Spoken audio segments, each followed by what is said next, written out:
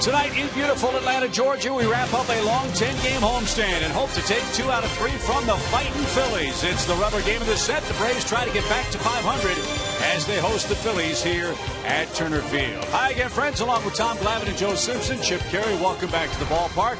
The old anything you can do, I can do better might be the theme tonight. Shelby Miller was outstanding for the Braves last night. And Joe, tonight, Mike Fultonevich tries to go 2 for 2 as the Braves starting pitcher. You know, it wasn't so long ago that we used to see these guys try to one-up each other all the time. Some guys that we became very fond of. Well, if there was ever an inspiration, it was last night for Mike Fultonevich, because after what happened in the first inning, he thought this was a homer, got the ball from the umpire, and then realized, okay, inning's over.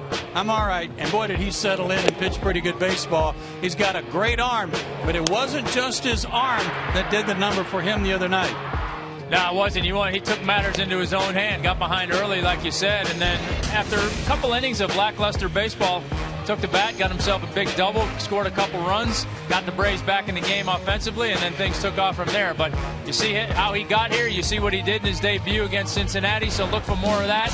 And here's that at-bat from the other night. You want to endear yourself to your manager, show him that you can pitch, and show him you can handle the bat. And Pulte did it right there. Big double, like I said, got the offense going, which up to that point had been pretty stagnant. So those are the kinds of things, like I said, that you can do to help yourself win some ball games. And more importantly, keep yourself in some ball games late in the game when maybe there's a tie score. Your manager won't be so apt to take you out for a bat. I'm so proud of Tom Glavine. Not one athlete reference Looked whatsoever. like an athlete, didn't he? He did look like an athlete. I was saving it for the game. Oh, he's turned over a new leaf, or so we thought. It's Game 3. It's the Braves and Phillies. Coming up, Fab 5 Freddy talks about this Atlanta homestand as we get you set for the ball game right after this.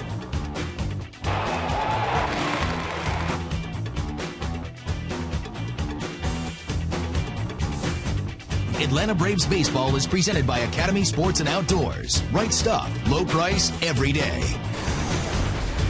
Spectacular outing by Shelby Miller last night and a 9-run win. As we take a look at our Georgia Lottery jackpot hitting the lottery numbers, you take a look at from the beginning of this homestand, the numbers have just gone up for the Braves offense. A 286 average in the last 9 games compared to 237 in the first 18 games. How about runs per game from 3.8 to 5.4? Now they look for consistency as they wrap up this homestand and hit the road. I talked to Freddie Freeman about it earlier and how the offense has been doing so far. We take a lot of pride, the guys that were here in the last couple of years, this year we've been trying to do a little bit different than what we have been in the past and get guys on, get them over, get them in. And we've definitely been doing that in the first 6 of the season. So hopefully we can continue that and continue this homestand and get a good win, and hopefully we can end it on a strong note.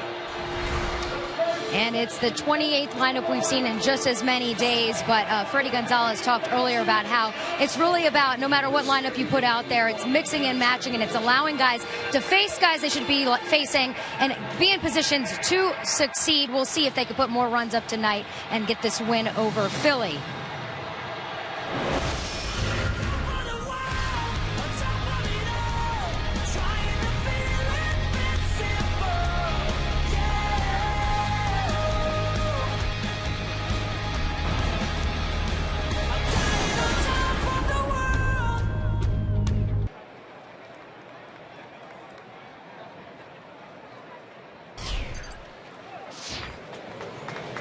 Welcome back. It's time to play ball. First pitch of the night from Mike Fultonevich is pumped in for a quick strike to Ben Revere. 80 degrees as the Braves meet the Phillies for the final time in this series. And a shot to short. Simmons scoops and fires to first in plenty of time, and that's how the ball game begins. Phillies start play tonight at 10-18. They've been outscored by a whopping 56 runs in their first 28 games so far this year. Ryan Sandberg's lineup has Freddie Galvis hitting second, Cody Ashe back in the lineup at third base, Howard's back in at first, Ruff in left, Herrera, Hernandez, Cameron Rupp behind the plate, and Jerome Williams on the mound. That's their Academy Sports and Outdoors starting 9.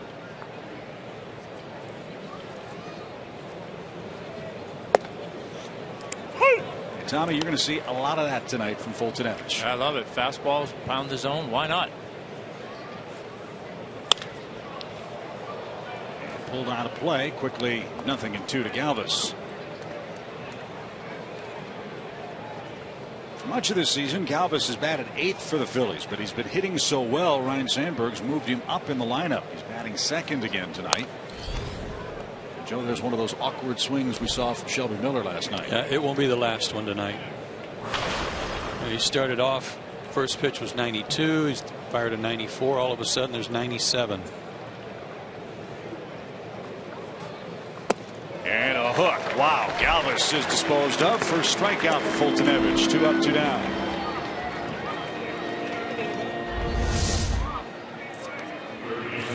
Backdoor breaking ball, or back foot breaking ball, I should say. After seeing 96, you cheat a little bit to get to a fastball, and you get that pitch, you got no chance. This is Cody Ashe, the Phillies' third baseman, hitting .258. See Fultonevich's career minor league numbers: 108 starts, pretty good record, a lot of strikeouts. If he throws that back foot slider to lefties like that all night, Philly's going to have another rough time of it.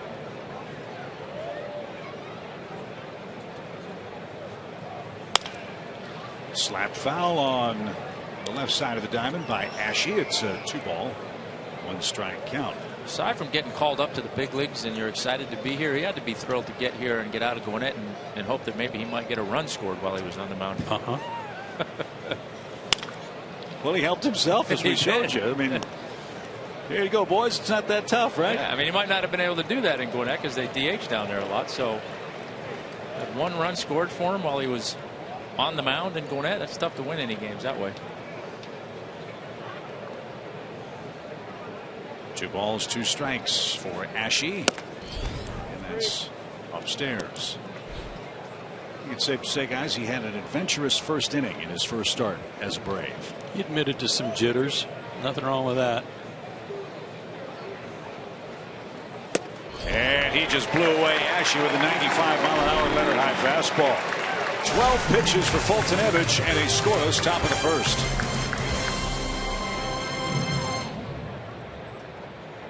Try to finish off the Phils tonight. The Academy Sports and Outdoors lineup features Nick Markakis leading off. Freeman bats third. Kelly Johnson's the cleanup man. He's the team leader in RBIs with 17. Diaspo's in third. Christian Bethencourt gets a start with Peterson, Maven, and of course the Braves pitcher batting ninth. We'll face Jerome Williams, making his 6th start on the year, 2-1. And it's 10 seasons. See there, 50 and a 55 record. So he's been around a little while. He's had some success, and he's been pretty good lately. His last 11 starts, he's 5-3 with a 3.7. So he's been pitching pretty good lately. And pitched well against the Braves up in Philly. So let's see if the Braves can turn that around on their home turf tonight. Nick Markakis looking outside of ball 1.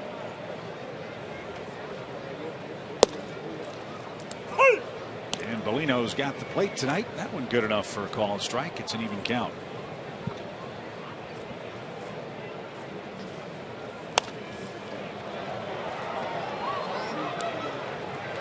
And now 1-2. Low 90s fastball for Jerome Williams. Throws a lot of cutters. And has a changeup and a curve. When do you think cutter evolved? When did that show up? Mid-90s, somewhere in there. That early? Yeah. 1-2 pitch. Now 2 balls, 2 strikes. Was it kind of discovered by accident? Somebody's slider wasn't quite. Maybe, I mean, obviously here Doggy had a nice cutter that he threw. So, and then Mariano, I think, obviously made it famous and kind of turned it into the pitch of the 2000s, much like the forkball seemed to be in the late 80s. Right. That's a great pitch if you can throw it right.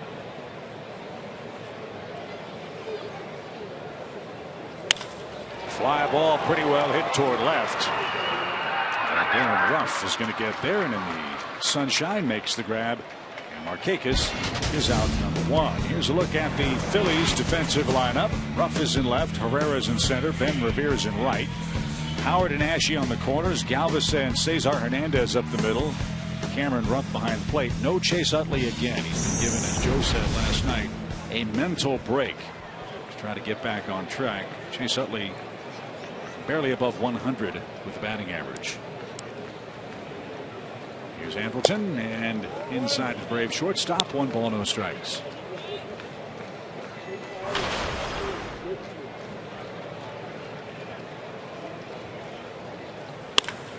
That's well hit toward left center field.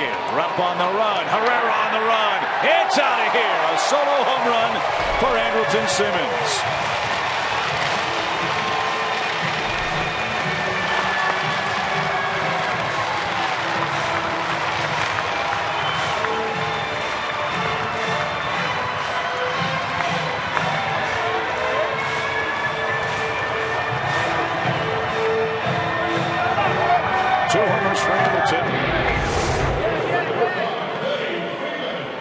Got a great extension on it.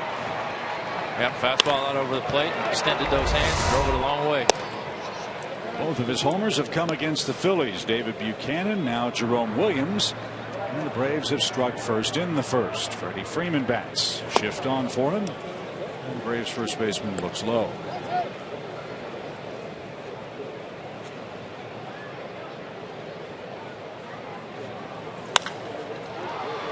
High in the air toward left. Ruff is near the line, and he's got it for the second out.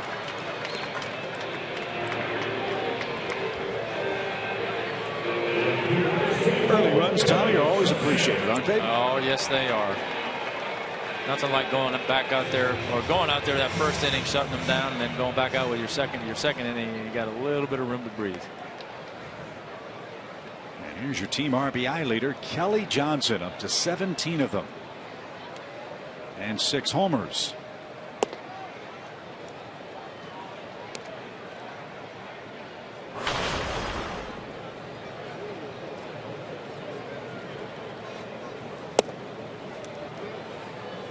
Ball too low. Kelly's getting into some good fastball counts. And then when he gets the fastball, he's not missing it.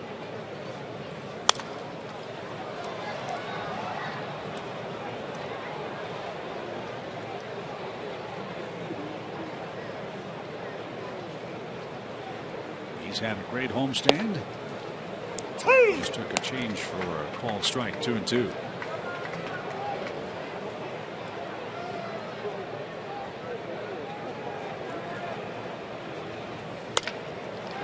Toward first, and Ryan Howard's got it. He'll step on the pillow, and that will retire the side. Andrelton Simmons with a solo homer to left center. And after 1 inning, the Braves are leading the Phillies. It's a 1-0 game.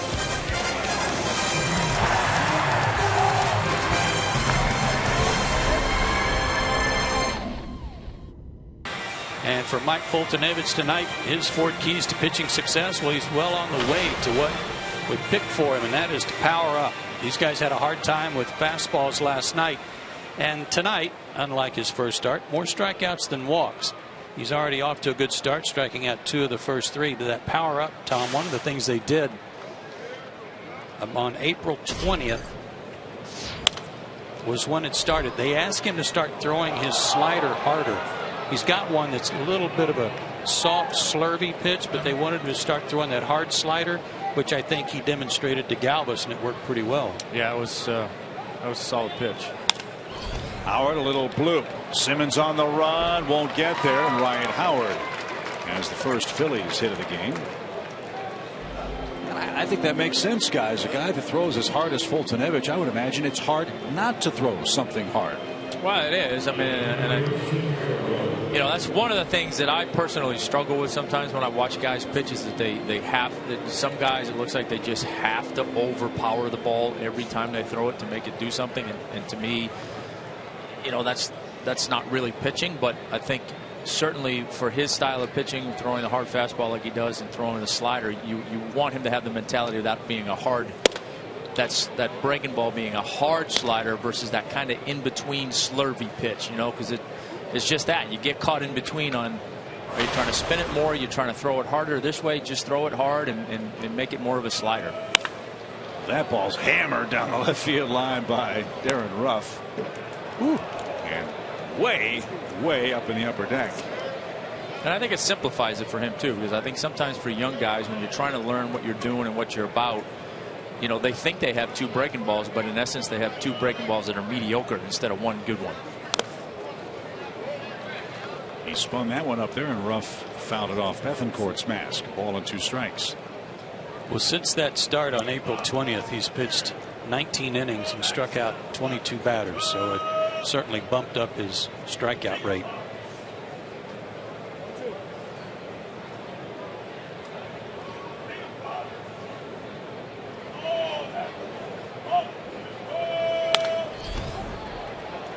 Out of play. That's headed for the upper tank once again by Darren Ruff. Ball and 2 strikes.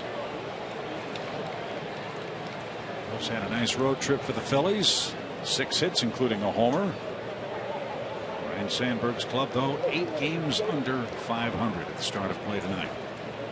Swing and a miss. That one at 74 miles an hour. Slowest pitch he's thrown tonight, and he's got his 3rd strikeout. But that was set up beautifully. It was located perfectly. After pulling one 9 miles foul, a fastball, fouling off another one, he was all geared for another fastball. Yeah, and that's a great compliment to his slider there. That slower curveball, a little bit more of a change of speed, but I think that mentality of throwing your slider harder, I think, is going to be helpful for him. Odubel Herrera is the Phillies center fielder. He's 0 for 8 in the series, and has struck out 6 times in 18 at bats against the Braves this year.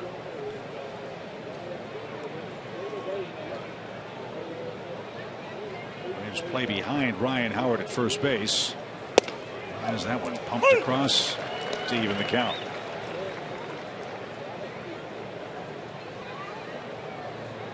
You can tell when a power pitcher's on the mound, not just by the sound of the ball popping in the glove, but by the reactions of the hitters too. Now Herrera stepped down after that pitch buzzed across at 94.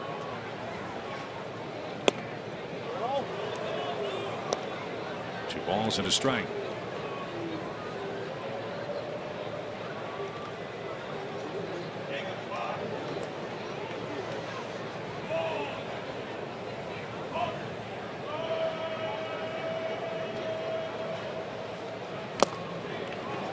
Might have been tipped at the plate. It was 2 balls, 2 strikes.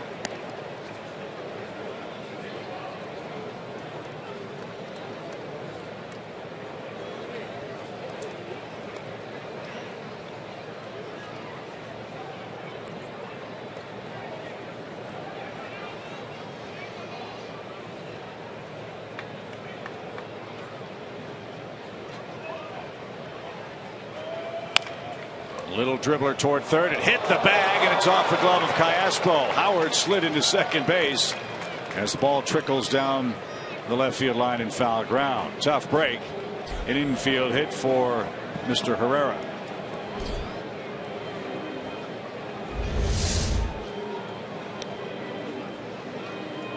The only chance Callaspo was going to have for an out was at second base. He wasn't going to be able to get Herrera as fast as he runs down the line.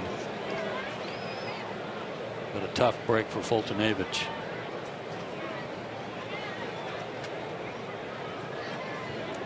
Cesar Hernandez, the batter. Steve, right call.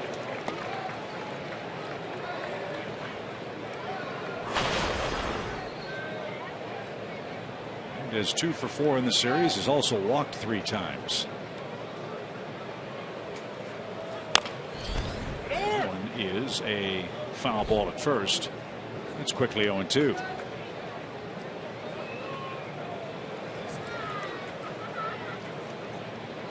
Here's a guy, Cesar Hernandez, who has done a good job of putting the ball in play in this series. He's 2 for 4. But you run the risk, if you throw him a breaking ball here, that's fine. I wouldn't throw it for a strike because you may be speeding his bat up a little bit. No, you're going to throw it. You got to throw that back door one, or I mean that back foot.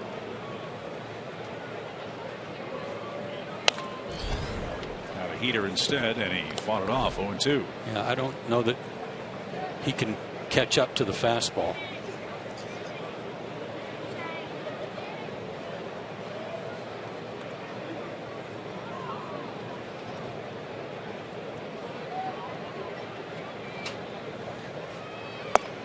There's that back foot breaking ball. Good call, fellas. And that's 4 strikeouts for Fultonevich tonight. Keeps this up. The rest of the Braves defense might have an easy night. Johnson, Maven, and Markakis left to right.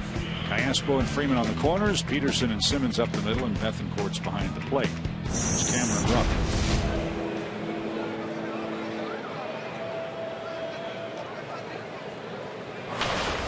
Rupp at 167.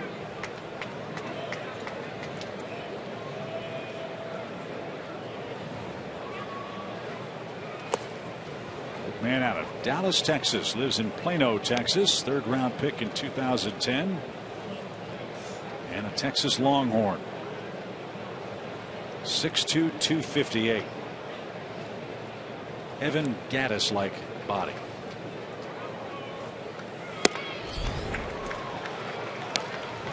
One ball, 1 strike. Funny swing number 2.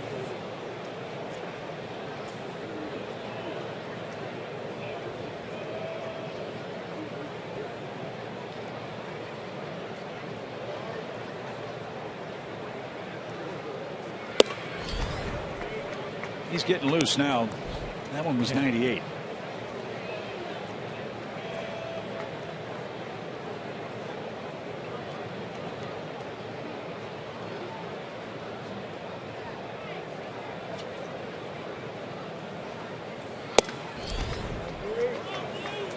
Three balls and a strike.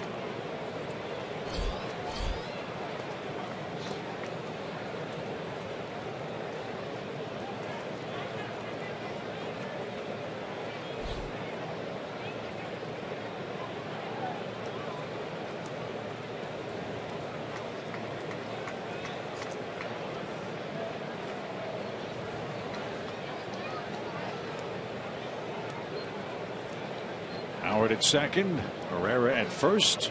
Ruff and Hernandez struck out. Now a 3-1 pitch is off the plate. And you've got the pitcher coming up. Bases are loaded. That may have been what was the trip to the mound was about.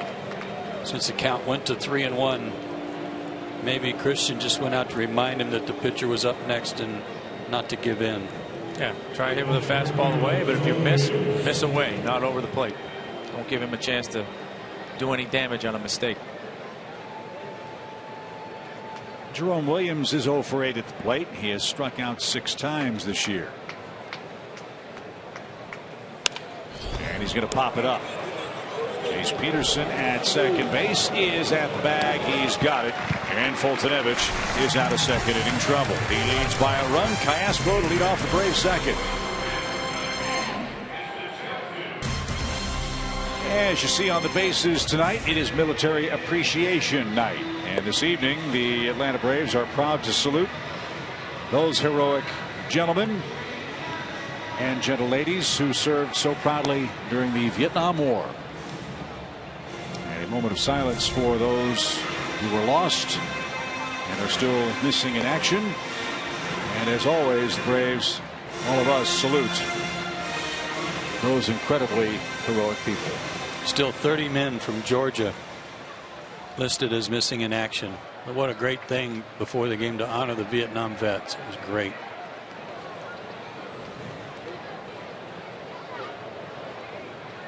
So we welcome them tonight and you all across Braves country to the home second inning. Cayaspo, Bethancourt, and Jace Peterson are coming up. And Andrelton Simmons' first inning homer has put the Braves in front.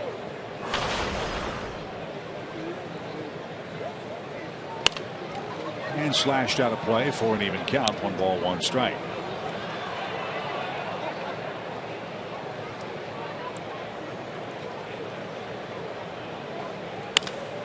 In the air toward left, right at Ruff.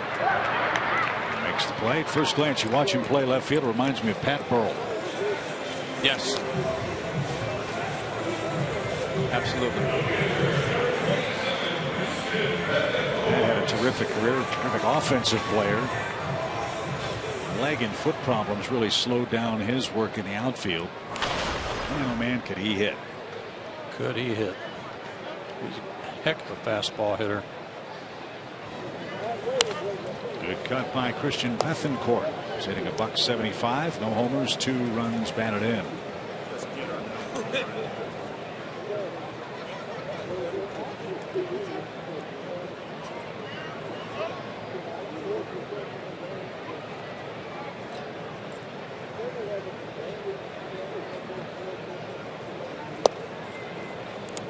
Inside edge. Christian not sure about that.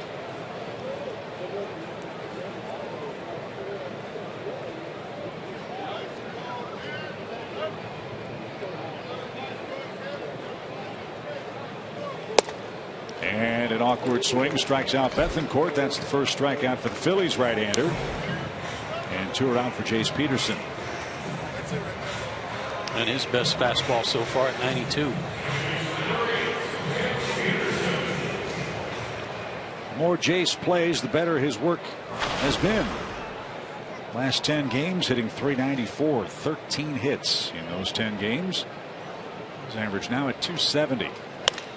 And he jumps on the first pitch and drives it toward right. That'll be playable for Revere. And he's got it to retire the side. Top of the order coming up for the Phillies. 1-0 Atlanta. Shelby Miller, last night's pitching star, will join us after the break.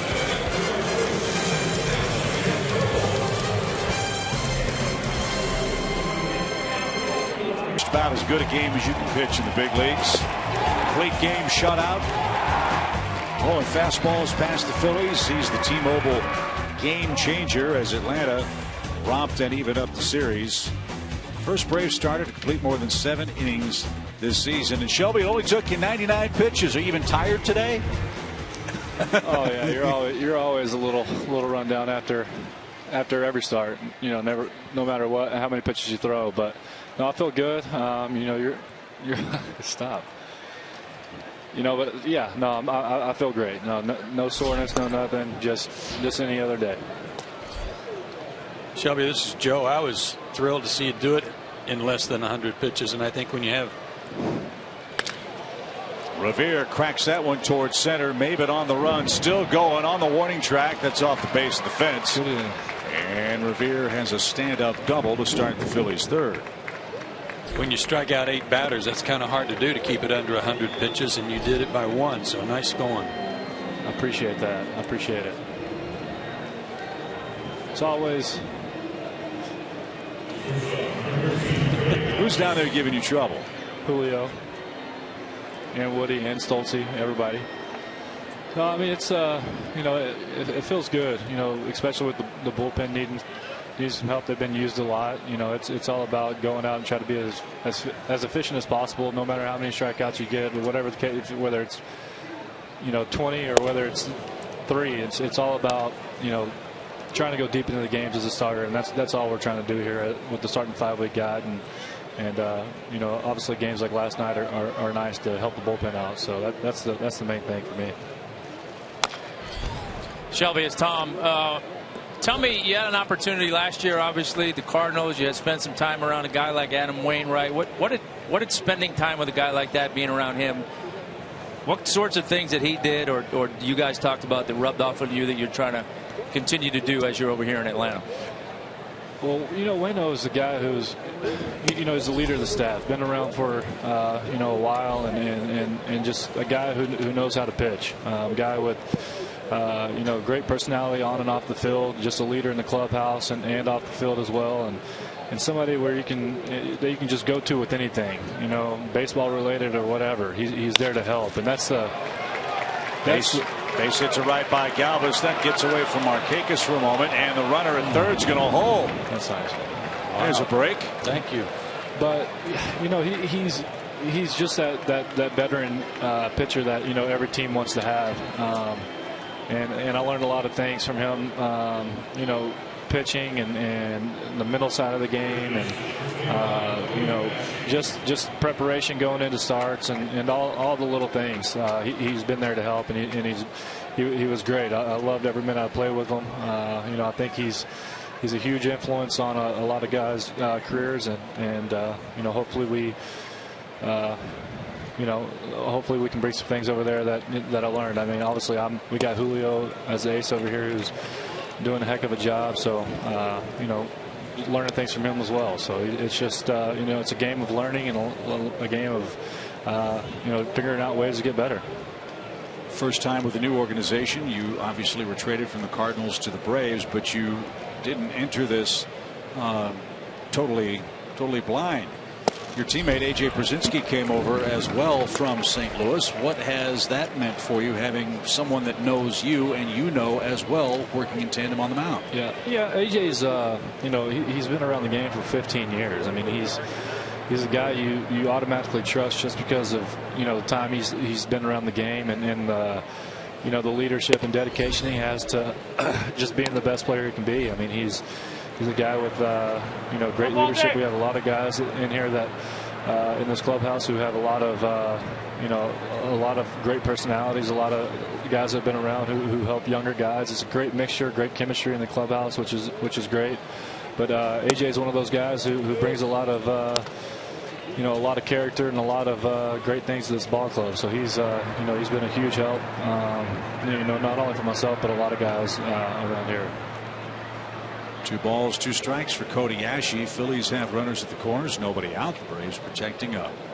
1-0 lead.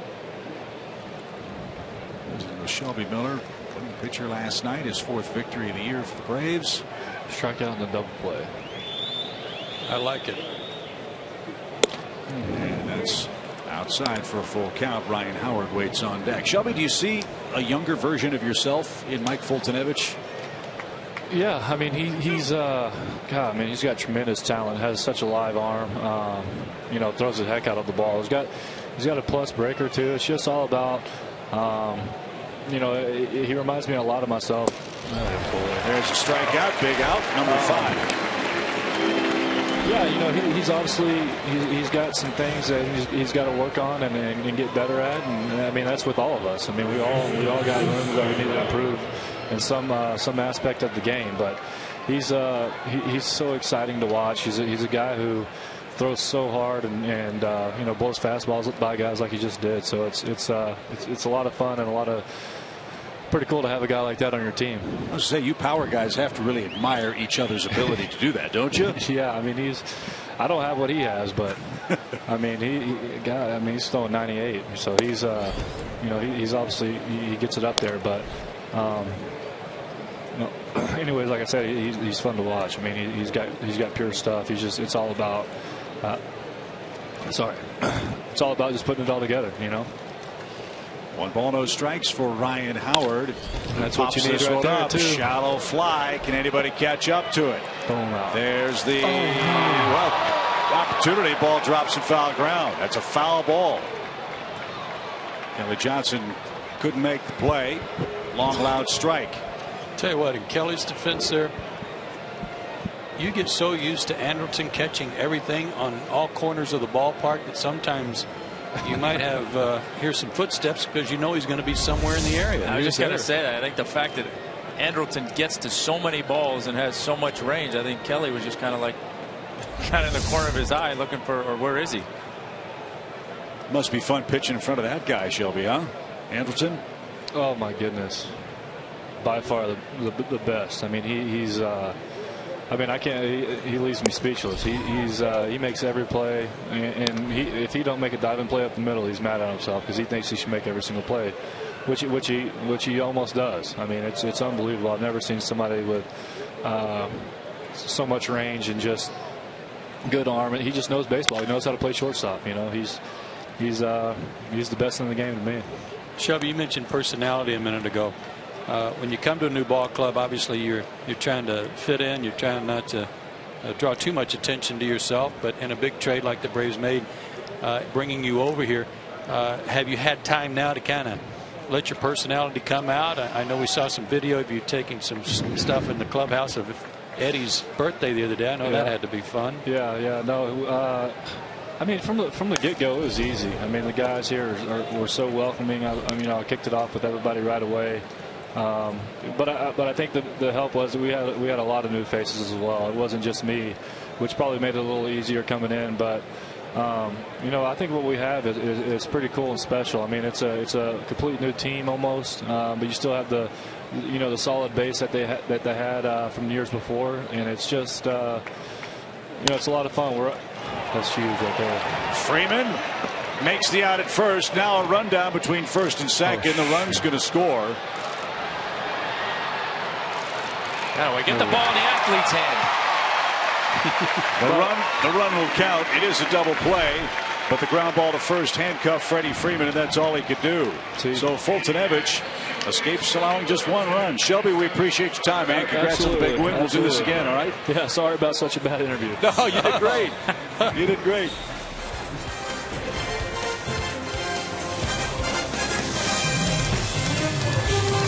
Williams missed downstairs, ball one. Really appreciate Shelby Miller spending that last half inning with us. Good for all of us and the fans to get to know these guys. Find out what their personalities like. Find out what they sound like. Bouncing ball to Galvis at short. He takes a peek at the baseball and gets Maben for out number one. Tough enough to do an interview when you're not used to doing it, but even tougher when your teammates are staring at you and they're throwing sunflower seeds and bubble gum at you. That's what Miller had to face during that last half inning.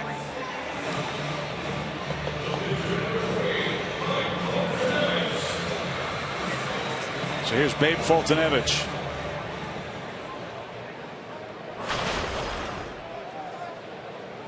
His first hit as a Brave, drove in a couple of runs and woke up the crowd. This one's popped up on a play foul and a swinging strike.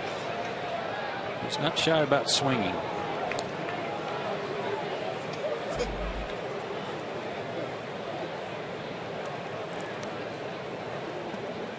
It was a 2-out, 2-run double against the Reds that cut a 3-0 lead to 3-2. Also laid down a sacrifice in that game.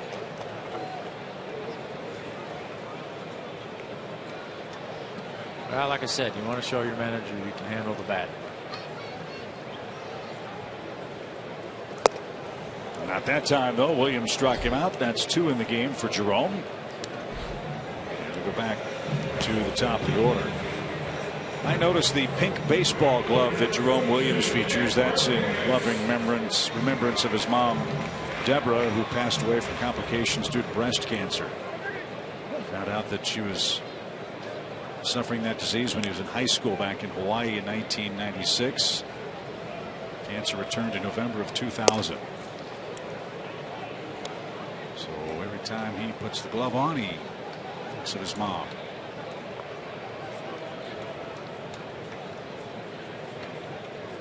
One ball, no strikes. That's in to Nick, even count. Braves wearing their home patriotic uniforms. Red top, blue script. White stars in the blue script. They'll wear those for our military appreciation nights. Boy, what was wrong with that pitch?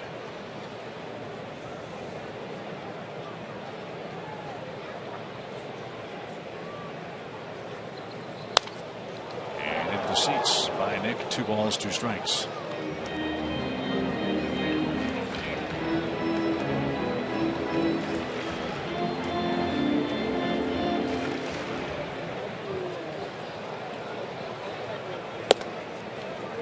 Moved him off the plate. Full count.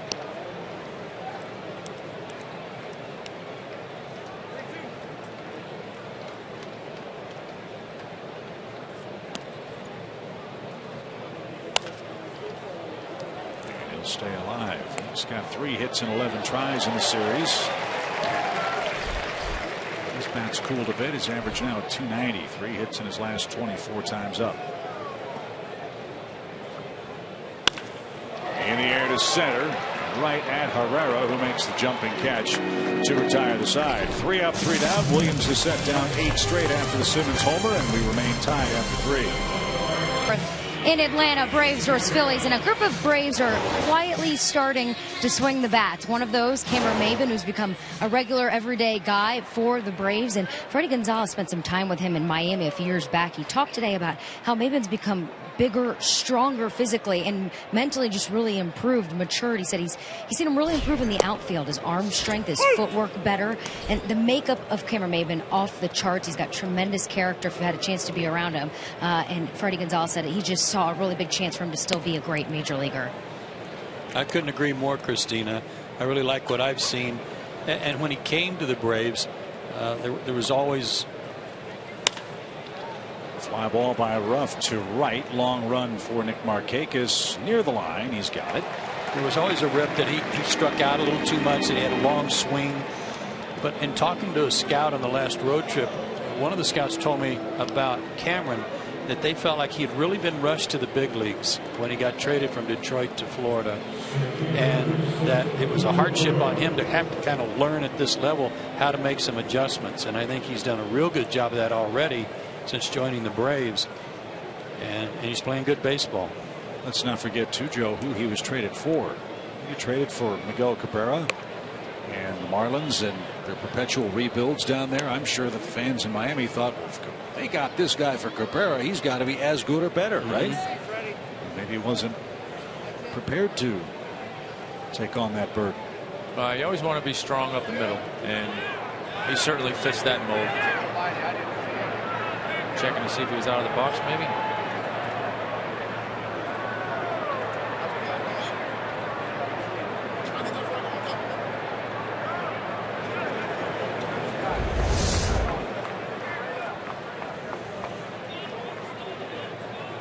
No.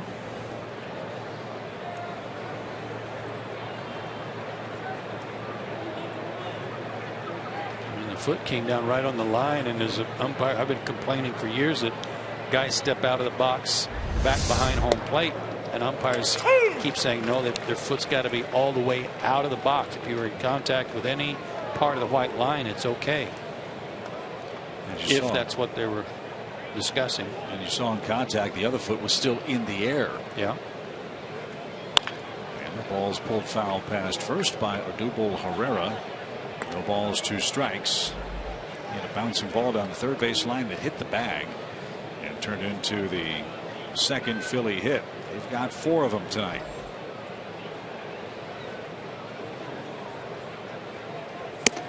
Way high. 1 ball, 2 strikes.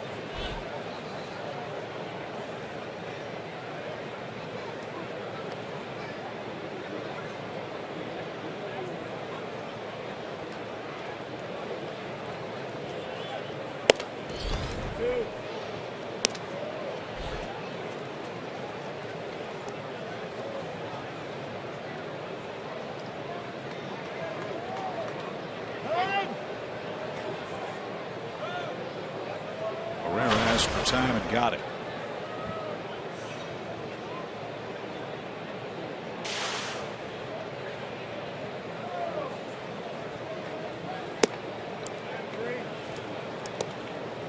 Ball 3 to a fast runner. Cesar Hernandez waits to hit next.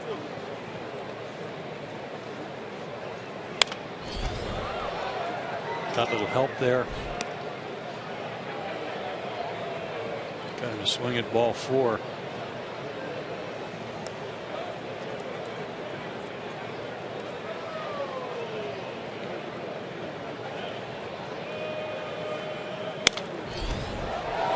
pass at that one, and back into the crowd.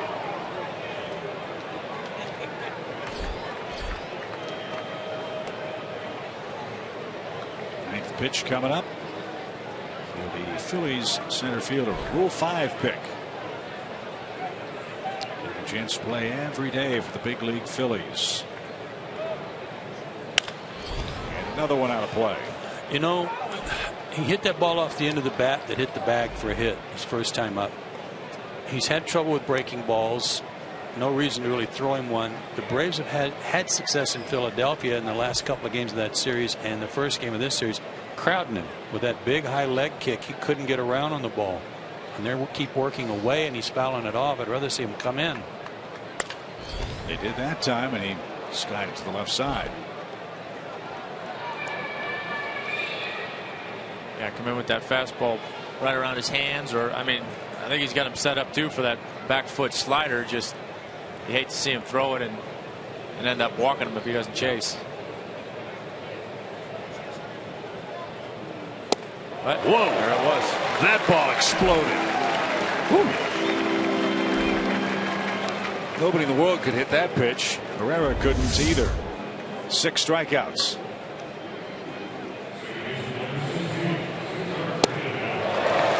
That was a Kerry Wood slider. That's a bite. So 6 strikeouts for Fultonevich, 2 outs for Cesar Hernandez. I'll bring up Kerry Wood. 17 years ago today, he struck out 20 Astros at Wrigley Field. And Fultonevich back on the beam. 2 quick strikes to the Phillies second baseman. Working fast too.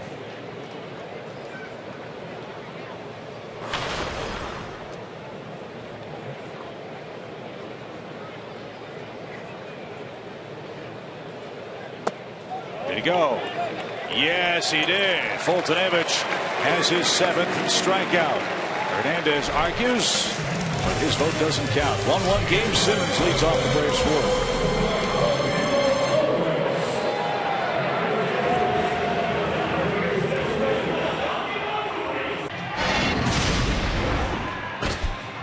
That's what the ball sounded like off Andrelton Simmons' battery tonight. It was louder than that. But it was hammered. How in the world did that fan miss that fly ball, by the way? Did you see that? It was right to him. I don't know, but probably the first one out there telling the left fielder he stinks too. Yeah, right. Wow. Easy fly ball, and he dropped it. So here we go. Andrelton Simmons leads off 4th. Williams has set down 8 straight men. 1 run, 1 hit. That's all he's allowed. 2 strikeouts. 2. Braves are off tomorrow. Travel day to Washington. Will open up a series this coming Friday with the Nationals. Washington beat Miami today in big fashion. 7-5 was the score, and it sounds like Bryce Harper is heating up. Got a big game today. Go to the Nationals. I think they've won 7 out of 9.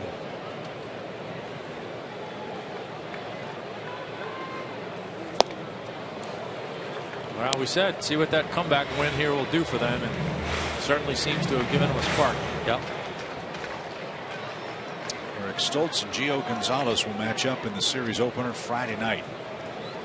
7:05 first pitch. And now Simmons, another drive left center field. Herrera on the run, won't get it. It short hops the wall. And Simmons will stop at second. He's got both Braves hits, and they were both rocket shots. Thought that fan was going to get another chance to redeem himself.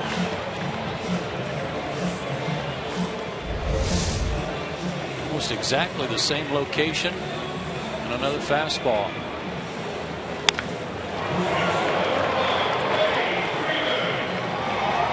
Isn't it funny how hitters know? They know when they've hit it out, and they know when they haven't. And boy, he was tearing out of the box knowing it was not going to leave the yard. An RBI chance for Freddie Freeman. He's 6 for his last 13. That runner at second opportunity again for the Braves.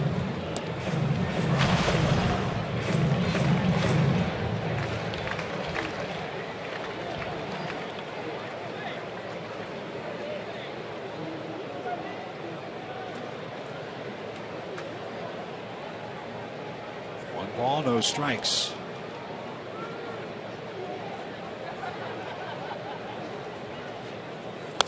And fouled back. At the start of this series, the Braves were hitting .439 with a runner at second base this year.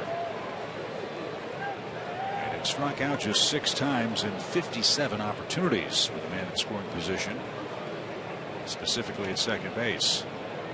And that was leading all of baseball in that stat. They've got a shift on for Freddie, but with a runner at second base, they can't do what they normally do. They back their second baseman up out into shallow right field, but they've got to keep the runner at second honest, and they've got to keep the guy at third base over there in case he breaks for third.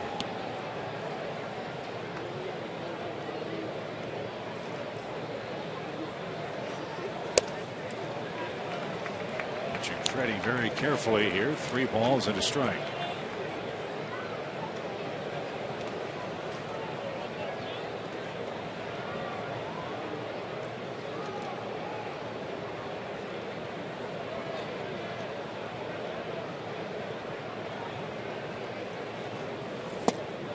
How about that pitch? 3-1. Beauty. Good changeup.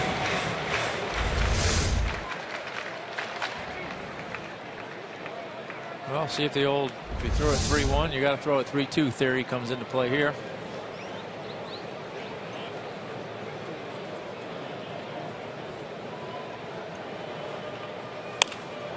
Little pop down the left field line. That might be trouble. It is trouble. It's going to score Simmons.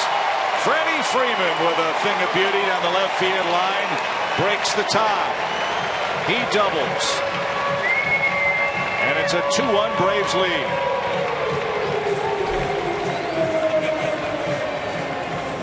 They don't judge them on style points. It's just whether or not they drop in and how much damage they incur. So line drive in the box score tomorrow. It's funny. Freddie has 4 career hits off of Jerome Williams, and they're all doubles.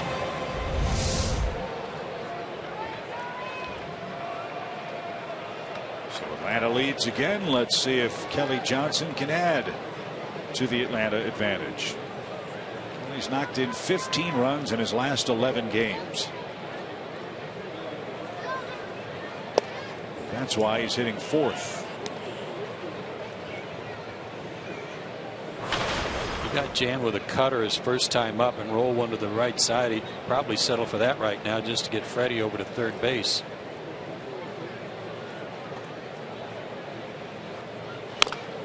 He tried to pull it. It bounces the Braves dugout into the stands. Well, that was Gumby, didn't it? Gumby, all right down there? Okay, buddy.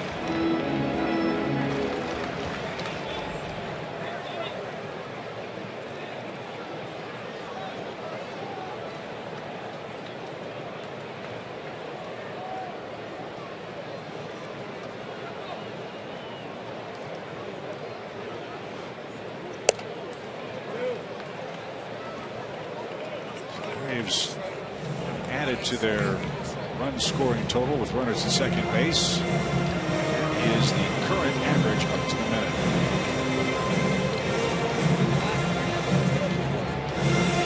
Back-to-back doubles here in the 4th. 3 Atlanta hits, all of them for extra bases so far.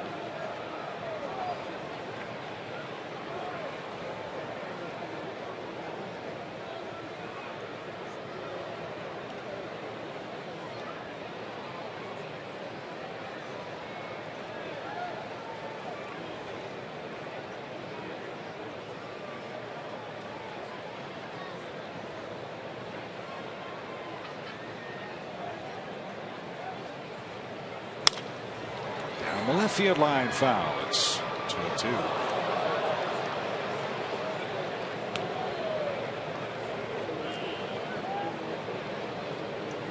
Doing his best to try to keep Kelly from pulling the ball with that pitch, and it was a good one.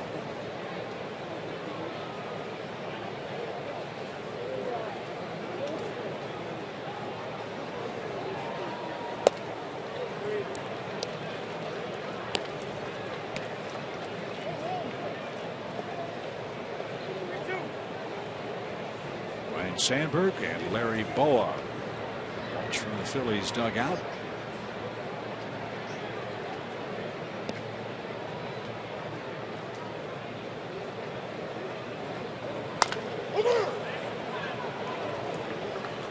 Another foul ball. Mentioned Washington beat the Marlins 7-5. Bryce Harper 3 homers today, 2 of them into the upper deck at Nationals Park. Doubleheader in Colorado. Arizona beat the Rockies 13-7 in game 1. Arizona leads 1-0 in game 2 at Coors Field.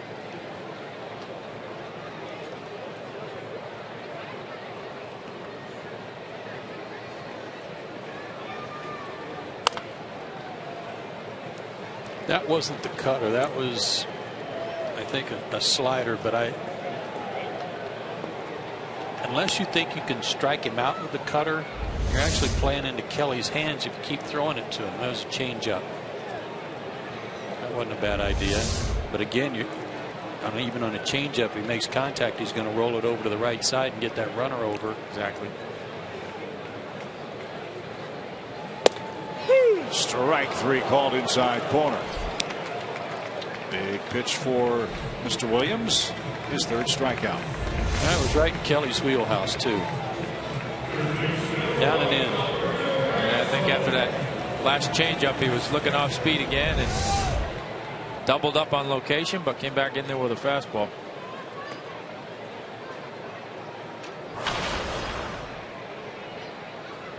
Roberto Callaspo flied out his first time.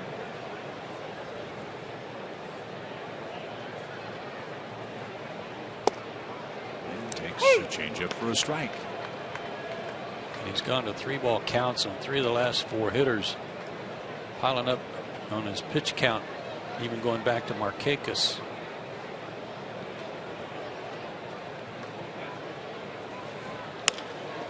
Little flare into shallow left center field. That's going to drop. Here comes Freeman to third base. He'll stop as Herrera got to it quickly. And Callaspo just dumped one into shallow left center field for the third hit of the inning. First and third, 1 out.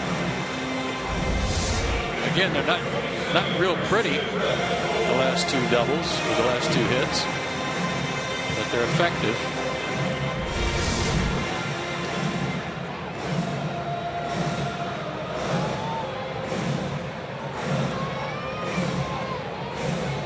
Williams' last start, and he did beat the Braves back on April 26th. They pitched into the 7th inning, won that game 4-3.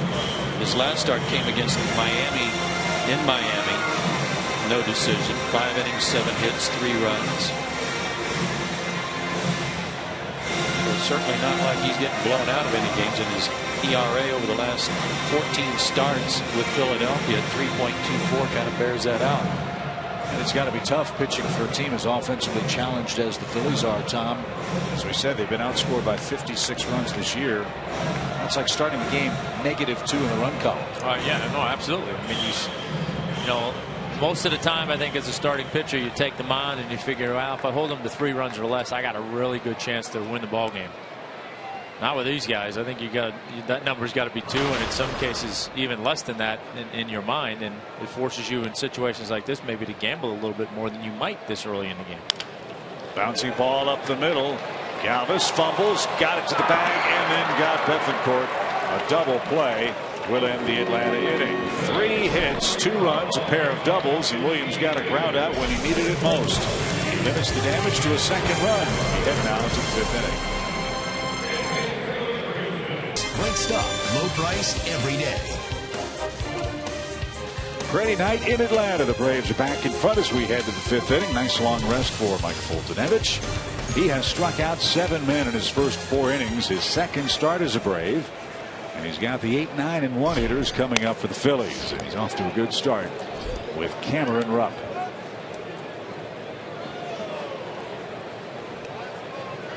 Your team got you to lead back. You want that shutdown inning, and it's a good part of the order to make that happen. In the air down the right field line. That's slicing toward the seats. No chance for Markakis. It's 0-2. We saw Herrera call time last inning because Mike was working quickly. Do you agree with me, Tom, that it seems like it's power guys that work faster than others? Yeah, I think so, because, I mean, no disrespect, there's probably a little less thought process. You know? Yeah, they're not right. okay, what pitch do I want to throw? I'm sure most of the time they're getting on the mound in attack mode with their fastball and then going from there. Good point. Rupp's been right on 2 of them in this at bat. Both fouled straight back at 96 miles an hour. Especially a guy that throws this hard.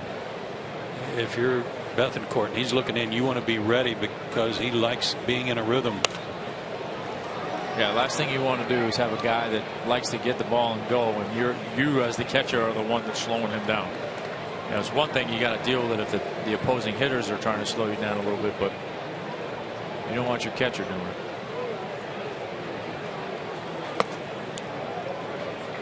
Another good pitch, though, with a slider there.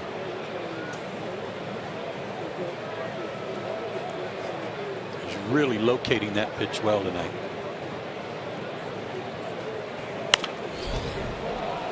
Headed for the upper deck to the right side again. Do it again. 1 ball, 2 strikes.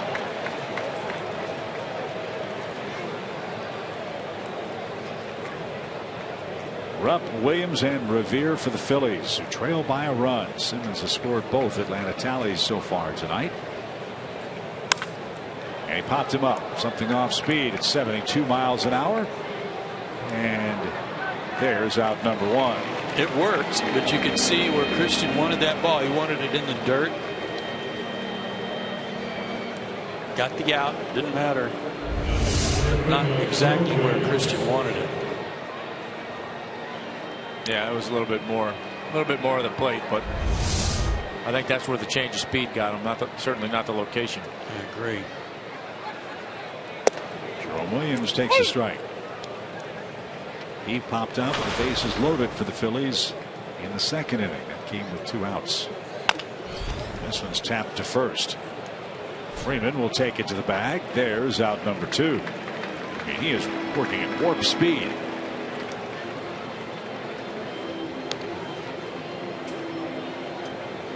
Well, I can tell you as a defender, nothing better than working behind a pitcher who works fast. Talk about nothing much to think about when you're playing defense and all you're thinking about is that here comes another pitch. Makes things a little easier. Keeps you sharper. Yeah, work fast, throw strikes, keep everybody involved. Ben Revere doubled in the third inning. Took third on a Galvis single. Momentary bobble by Nick Markakis in right field. Pete McCannon held Revere at third base. And Ryan Howard's hard hit ground ball to first brought home Ben Revere in a rundown of Freddie Galvis into the inning. 0-2.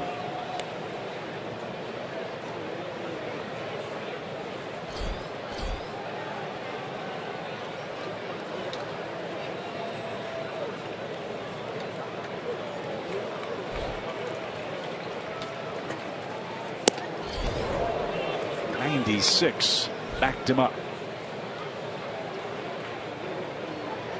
It's a good pitch. I like that. Night go back door or that back foot. You could go hard down and away. That's right where Christian wanted that pitch delivered. Right before he gave a signal, you saw him tap the ground with the glove. It's funny though, for some reason I think that when he throws that pitch and it's over the plate and down, guys tend to take it more when it's at their back foot. They swing and miss it. In the air toward right center field. Maben slides and can't come up with it. Markakis backs up the play and Revere's in safely with a 2-out double. Gosh, I thought he got there. I did too. He did. Overran it a little bit. He did. It was off the heel of the glove.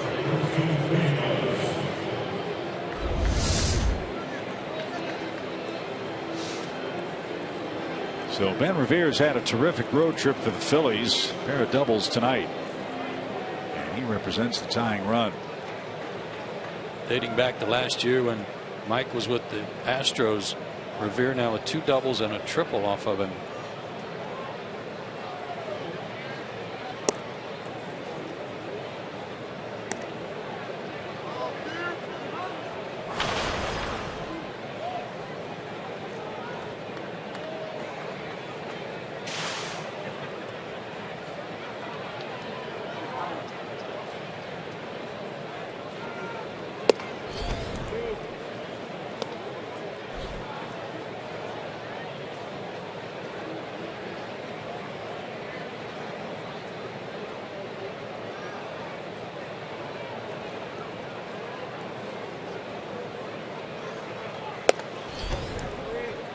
Three straight out of the zone.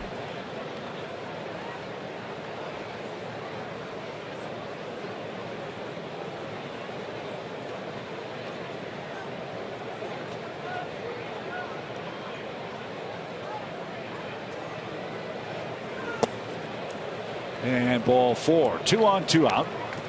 Second walk. And the first for Galvis tonight. And that'll bring up Cody Ashe. He's been struck out swinging twice. Talked last night after an error about how sometimes pitchers have to work real hard after that error to get out of the inning if there were 2 outs. And last night Shelby Miller only had to throw 1 pitch to get out of his inning. That was a ball in center field that looked like it should have been caught, which would have gotten him out of the inning. And all of a sudden, Fultonevich is having to work hard.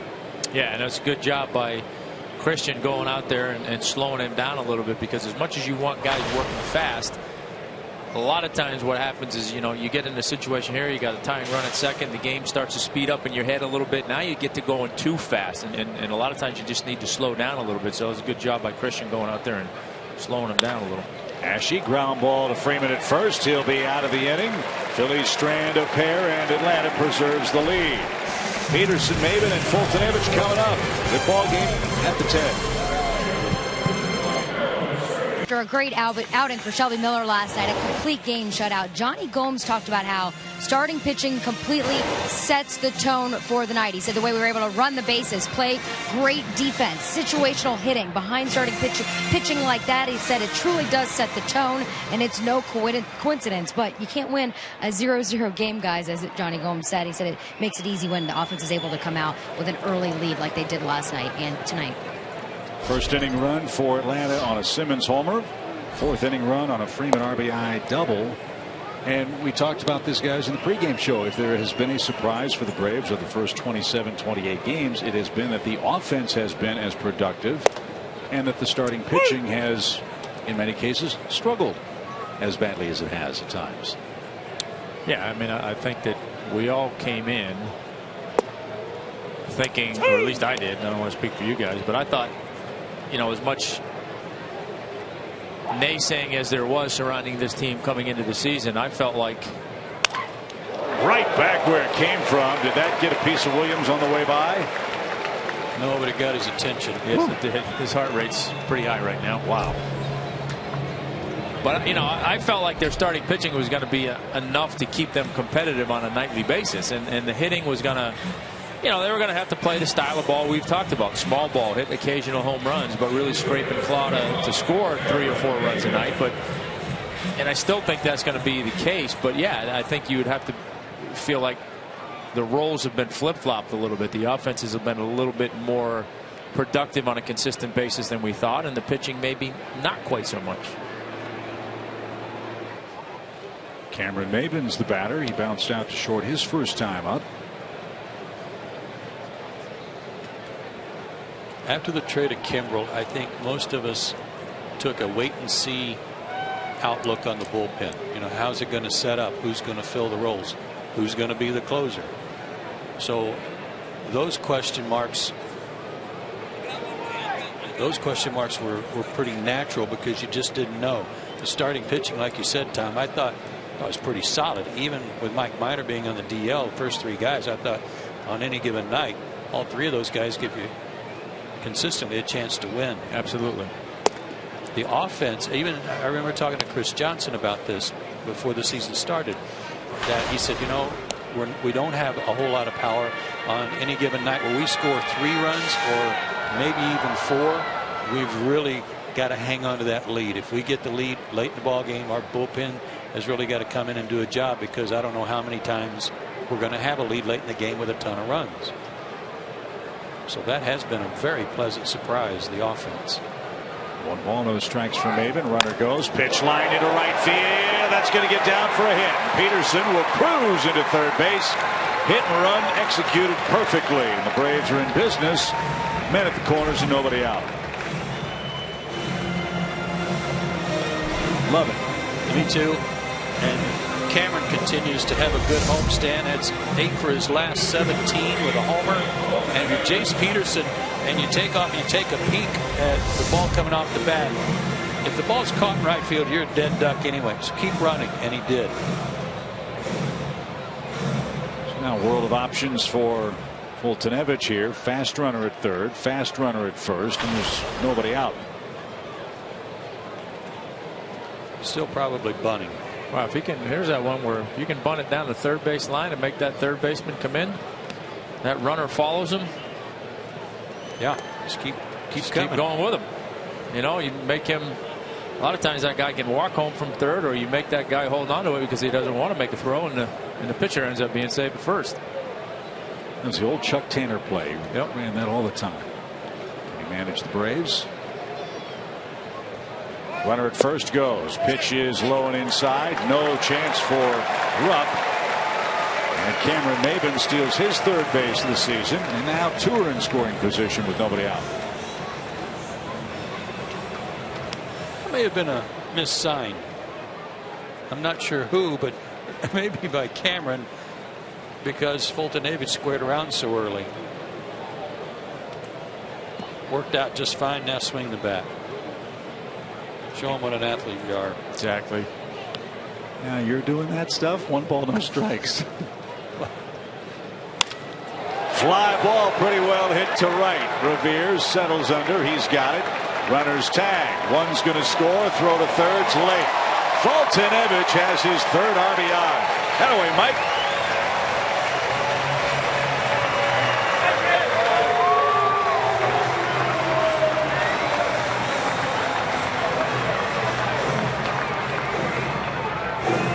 He's going to have some hitters feeling a little guilty. Well, hey, again, just an example of having an opportunity to handle the bat a little bit, help yourself out, and doing it. I mean, that's, like I said, I know it doesn't seem like a lot, but the more you show your manager you can do those things, you get into 5th or 6th inning in games that are tight, he's going to leave you in there. The infield in for Nick Markakis. Get that run in. One of the situations we've harped on and talked about since day one. Braves are .316 hitting team with runners in scoring position. They were last in sac flies last year. And as a result, not very good in this situation.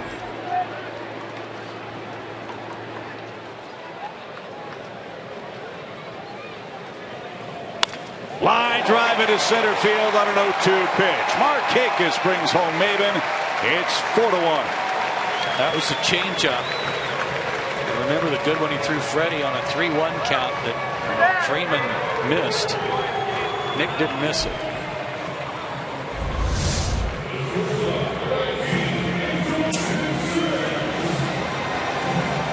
Actually, a slow breaking ball.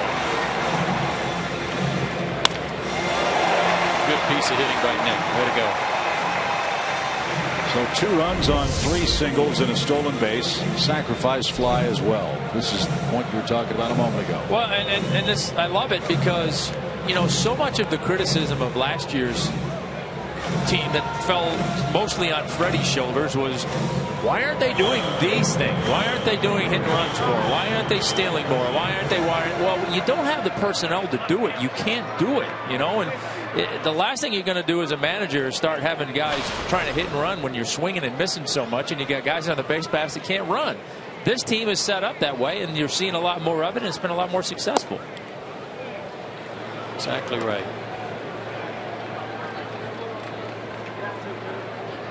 And I guarantee you, this is a much more fun way for Freddie to manage than the way he had to manage this team last year and the year before, when you're sitting back waiting for home runs and watching a lot of strikeouts. Yeah, the home runs are great when they're coming, but when they weren't, right, it was watching paint dry. And I've said it too. Look, I regardless of what their record is this year, I would much rather watch this style of baseball night in and night out than watching a 3-run home run and 15 strikeouts. 1-0 pitch to Simmons. He's had a good night, and it continues with another base hit. Anderson's 3 for 3. Boy, he settled in beautifully in that 2 spot in the batting order. Made a nice swing on this ball too. Looked like it was running in on him. Got his hands inside the baseball. Didn't overswing. Well, you were talking the other night about how much work he's been doing and how happy they are with what he's doing. I think sometimes we forget how young he is because he's so good defensively that you think he's been around forever. You forget he really hasn't been playing the game all that long. So that's the end of the line for Jerome Williams. The Braves chase him with a couple of runs and 4 hits in the 5th inning. It's a 4-1 Braves game. Get dugout seats for $39 when the Braves take on the Rays and Brewers May 19th through the 21st. That's a savings of over 40%. Visit Braves.com/steal to reserve your seats now. And remember, you must buy today. That's Jake Diekman. He'll take over for Williams here in the bottom of the 5th inning. Pitched here a couple of nights ago, gave up a hit and a walk, also had a strikeout, was throwing 97. Great arm, still trying to figure out where it's going.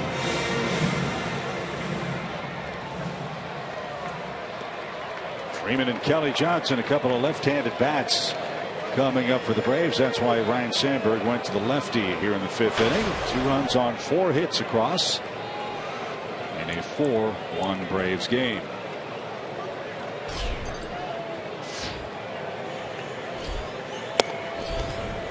And upstairs, ball 1. You look at the Phillies' overall team relief ERA and say, wow, they're pitching pretty well in relief this year. They've got a 3.02 staff relief earned run average. But guys, I think if you go inside the numbers a little more deeply, you would say that this is a real concern for Ryan Sandberg. Well, the key to their bullpen being successful is they have the lead, and they can get Papelbon in there and, you know, kind of get away from these middle inning guys. You see right there their ranks in terms of walks, and they're worst across the board. So, you know, that's the last thing you want is your guys in a bullpen coming in and walking the world. I had to ask about that walks and the percentage of hitters they faced, and it means that basically 13% of the hitters they're facing, they're walking. That's a huge number. Yeah, just to put that in perspective, I asked the same question too. Houston, they're the best, and they're 5%. So there's a pretty big difference. Yeah, almost 3 times as many. And right now, their ace of their staff would be Aaron Harang. He's pitched better than anybody else in rotation for the Phillies. Cole Hamels is 1-3 this year, and ERA over 4. And they need him to pitch like the #1 top of the rotation guy in tandem with Harang to take some of that pressure off the middle relief corps. Hasn't happened. 2-0 pitch. And 2-1 for the Braves first baseman.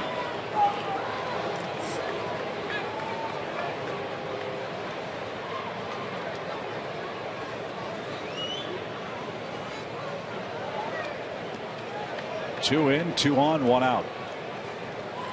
And Freddie didn't get it. 96 miles an hour.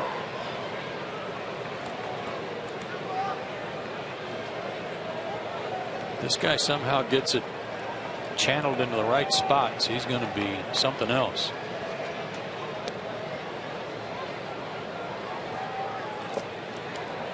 Up a nice stop, full count.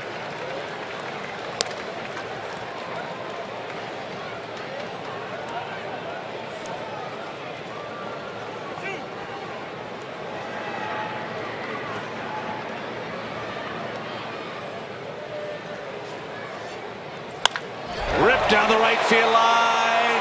Fair ball. Markakis scores. Simmons getting the green light around third. He's going to come home and score without a throw. Big night for Freddie Freeman. A pair of doubles. And the Braves have broken it open.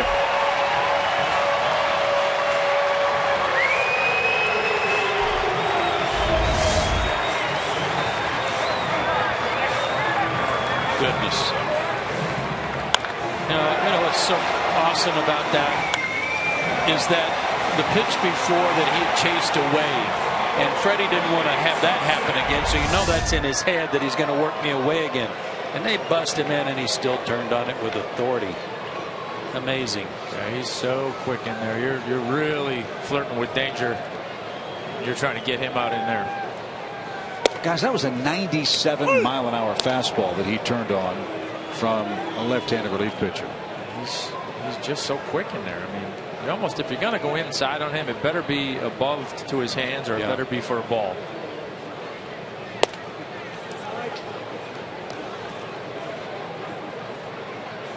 So Freeman doubles home Markakis and Simmons. The Braves have a 4-run fifth on 5 hits.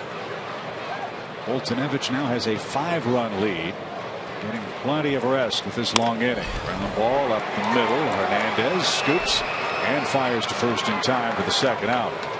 Freeman to third, and Callaspo's coming up.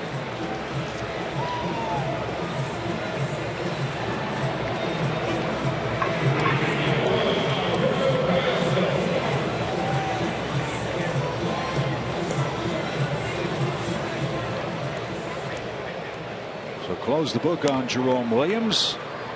6 earned runs in 4 1/3 innings. No walks, 3 strikeouts, and the Andrelton Simmons homer.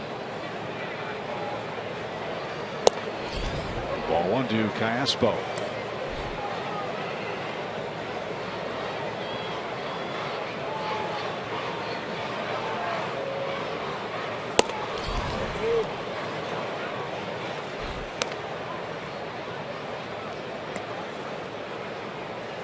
Freeman now tied with Kelly Johnson for the team RBI lead. He's got 17 as well.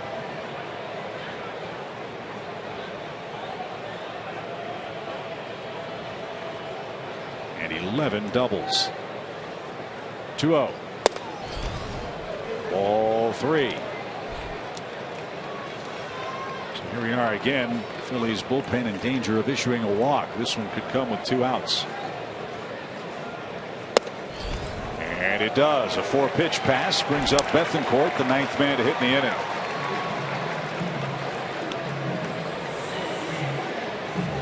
Jerome Williams did not walk a batter, but did give up some hits.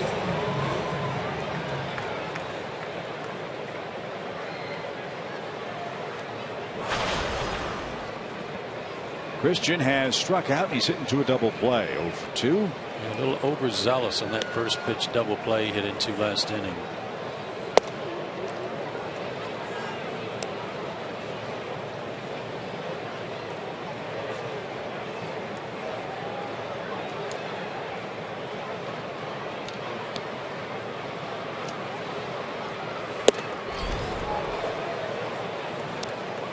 One ball, 1 strike.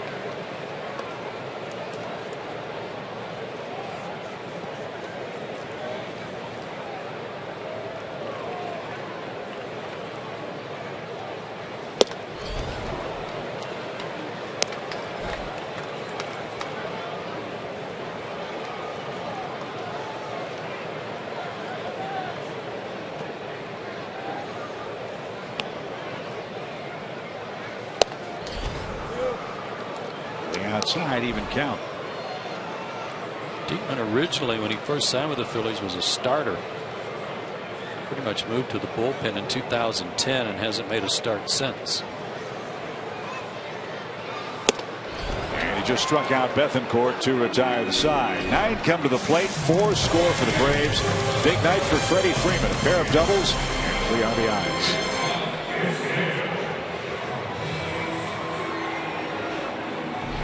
The line, he is awfully tough. Little drop in down the left field line, then a rocket down the right field line that was right on the chalk. Pulling more balls than anything else, but pretty good spray chart right there for Freddie Freeman. And keep spreading it around like that, you make them hard to put a shift on. Yeah. So just what the doctor ordered for the man on the mound, Mike Foltynewicz. Got an early 1-0 lead. Saw the Phillies tied in the third, 1-1. Single run for the Braves in the fourth. 4 an inning ago. Now he has a 5-run cushion with Ryan Howard starting off the 6th inning. First pitch swing, fly ball deep center. Maben on the run. Warning track, wall, and that one is gone. Ryan Howard continues his barrage against the Braves. A first pitch solo homer, the 50th of his career against Atlanta.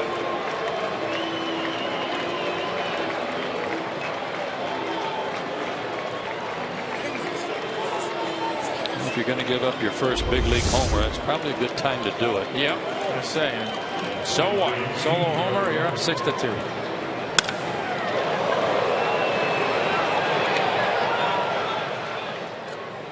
Oh, good effort by Cameron. And for the record, Joe, Mike looked to make sure that it went out before he asked for a new baseball this time. That's good. As Darren Ruff is the Phillies batter. And struck out and flat out tonight. So it's now a 6-2 game.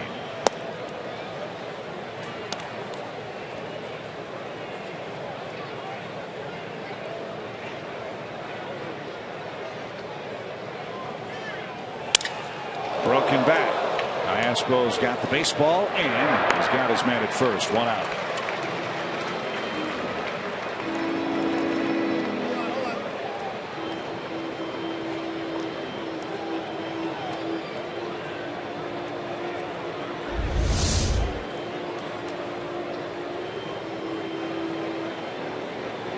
Fultonevich is going to saw a lot of them off before he's done.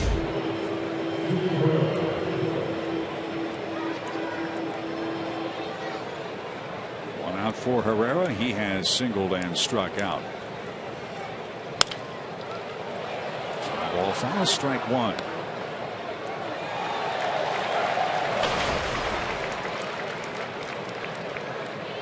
Fultonevich gave up 3 runs, 6 hits in 5 innings against the Reds.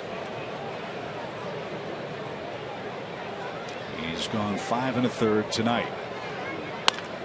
And that one deflects off his glove. Peterson there, throw to first, safe. Bang, bang play at first.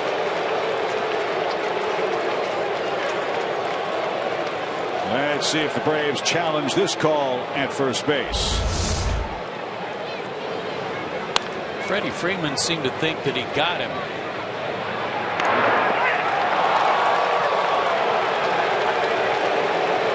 Well, he might have.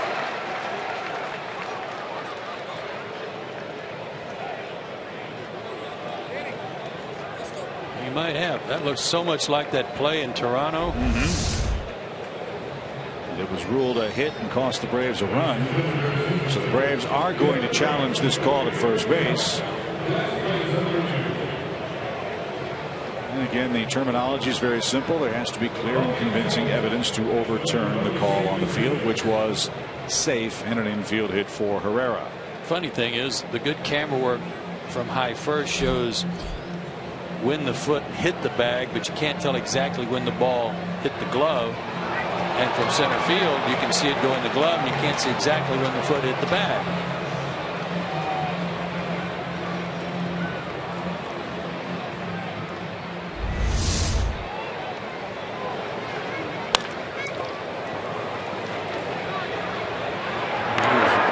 Running hard, you could smell a hit.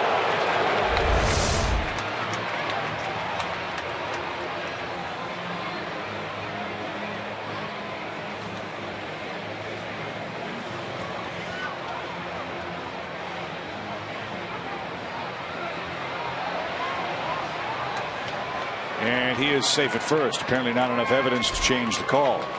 So the call will stand. This is exactly like Toronto. One in Toronto cost the Braves a run.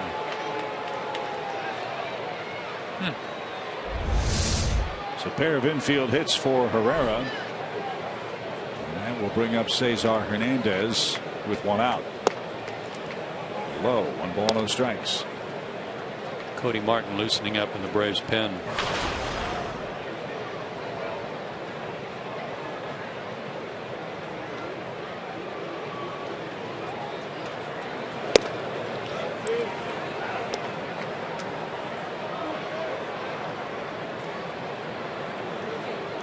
In all likelihood, this is his last inning anyways. Going to get up over 200 or over 100 pitches. They're pretty quick. So make some good pitches, get out of the inning, and save the bullpen another out or two. He's Avilan up now too. Pitch number 99 coming up from Fultonevich.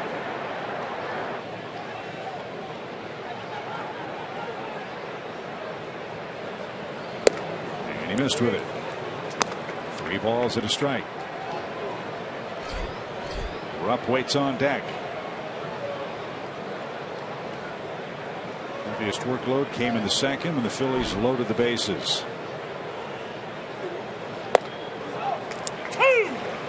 Took a little off and dropped in a strike for a full count. Throw it again.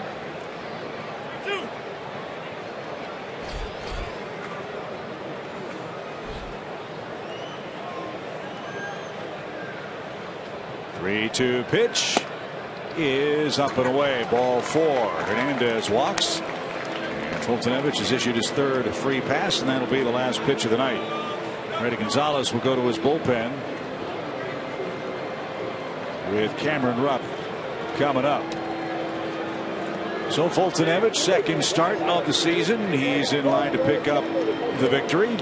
He also helped his cause with a sac fly and an RBI. Nice hand for the young right-hander who leaves with a 6-2 sixth inning lead.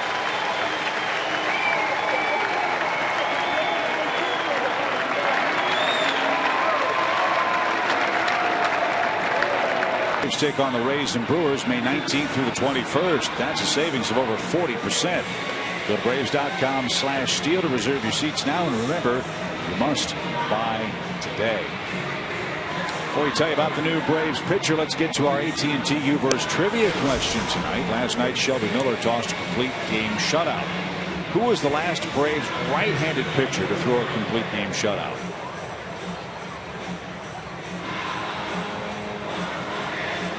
I think Julio Teheran, didn't he do that? He almost had a no-hitter against the Pirates. That would be a very good guess. See if we can put our thinking caps together and come up with the correct answer as Cody Martin is on for the 14th time. Like all of his bullpen mates, Cody's been stingy with inherited runners. He's inherited 6, only 1 has scored.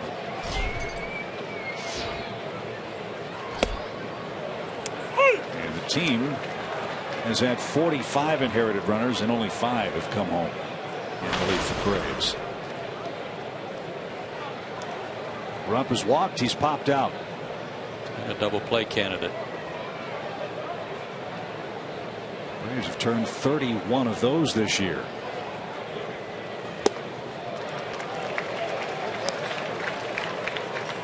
In fact, that 31 double plays turn leads all of Major League Baseball.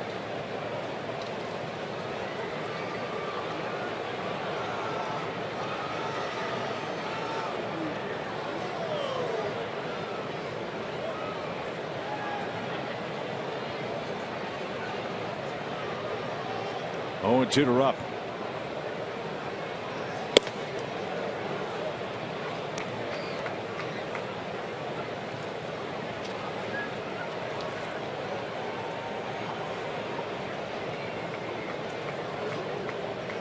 Cody's had a few days off, so he ought to be fresh. He last pitched May 3rd against the Reds. He went 2 innings in that game.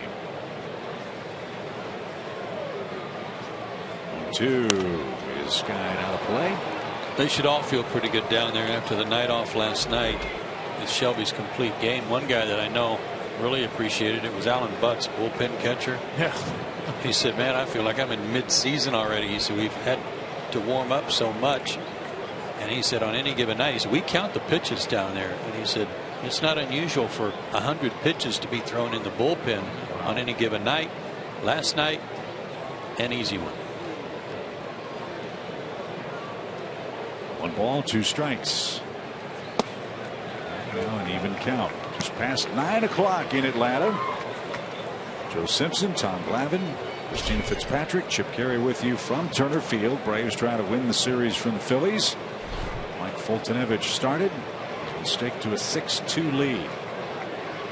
Phillies are batting in the top of the 6th. 2 on, 1 out.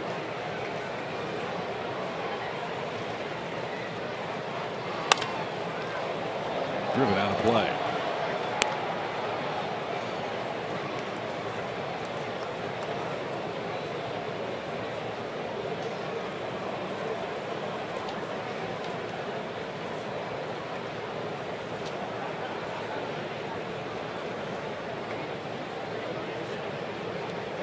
Now time for him to roll over a breaking ball to short.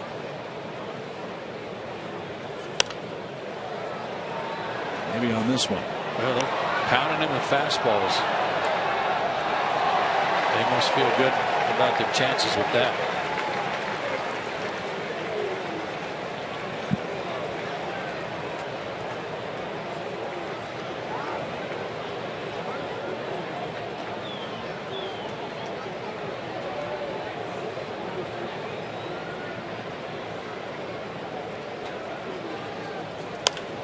Breaking ball popped him up. And that'll be an infield fly. Rupp's automatically out. 2 down.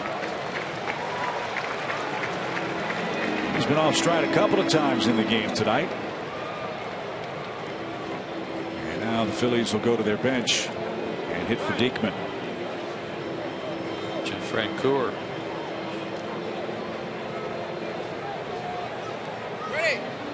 Interesting. Grady Sizemore was out. This is where a manager probably has to make that decision. Okay, do I want Sizemore facing a left-handed pitcher if Avilan's brought in, or do I like my chances with Francoeur against this right-hander? And his decision is this. Jeff had a terrific game in the opener of the series, had 4 hits. This is his 4th pinch hit appearance of the season. He's 1 for 3 for the Phillies. 4-hit game raised his average up from 169 to 214. But was not in the lineup last night or tonight, oddly enough.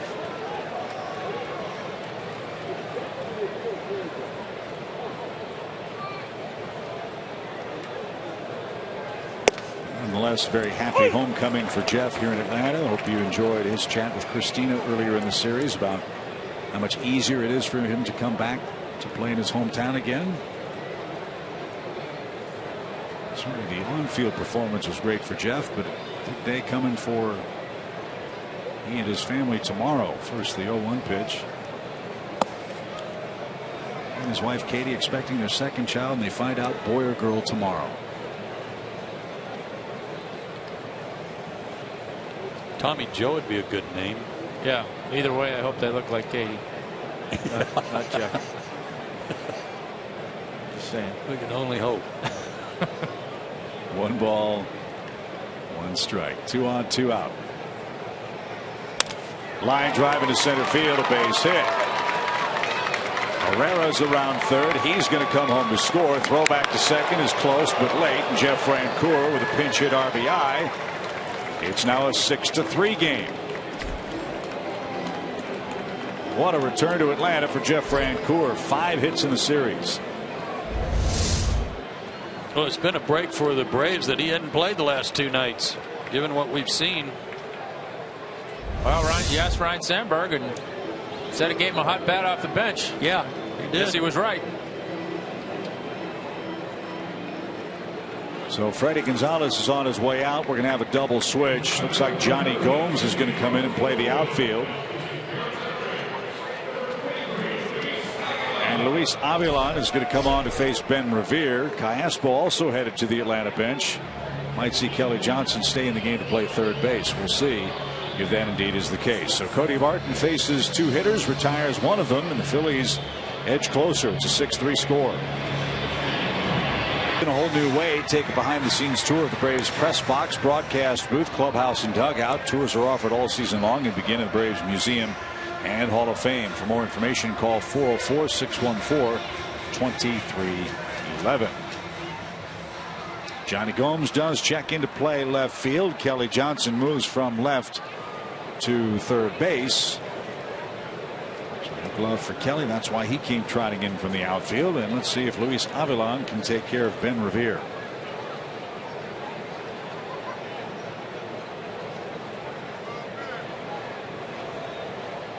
Pair of doubles and a run scored for the Phillies leadoff man. He's a little too tight right now. 6-3. And bounced off the plate. Strike 1. Luis Avilan has inherited 9 runners. None have scored.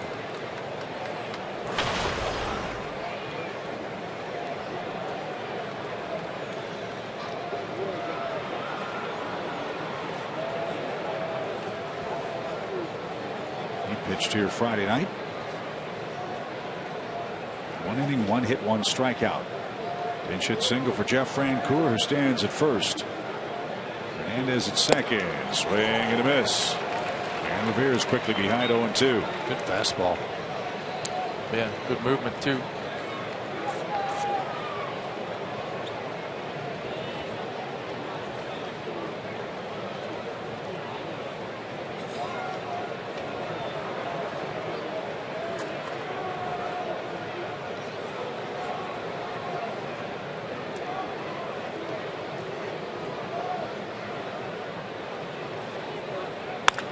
Line drive into right field. That's in for a hit. Hernandez around third. He's going to score. Francoeur on his way to third. It's a double for Ben Revere. 3 two-base hits for Ben Revere tonight. And Hernandez's run closes the book on Mike Foltynewicz. Well, a big hanger. Wasn't so much that it was right in the middle of the plate, but boy, it just took forever to get to the plate and gave him a chance to adjust to it. Yeah, that's why I'm just not a huge fan of that big, slow curveball for a strike with 2 strikes on a hitter. Now, he may not have been trying to throw it for a strike, but I think for that reason, it gives the hitter a chance to just kind of stay a little bit longer and throw the hands and try to get a piece of it. Now Freddie Galvis bats. He singled, walked, and struck out. Galvis a switch hitter, and this is his best side. He's 9 for 16 as a right-hand hitter, a .563 average. A fly out of play, 0-2. The Braves made another roster move today. That bus between Gwinnett and Atlanta's going to need some new tires. Williams Perez was called up and Donnie Veal was sent down, so Avilan right now the only lefty in the bullpen. And when Williams Perez pitches, he'll be the 6th rookie to pitch out of the bullpen this year for Atlanta. 5 have already debuted. So 2 strikes to Galvis. 2 on, 2 out. Big inning for the Phillies. And a little tapper. Bethancourt pounces and throws to first in time, and that retires the side. The Phillies score 3 runs. It started with a Ryan Howard homer, and they pulled to within a pair of runs at 6-4 in the 6th.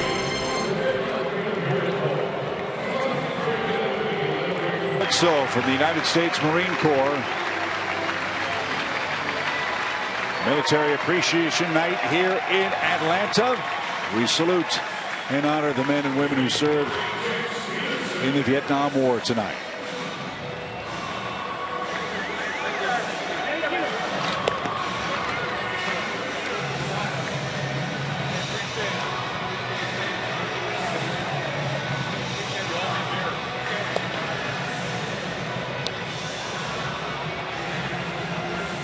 A little better reception there than what those poor guys got when they came home.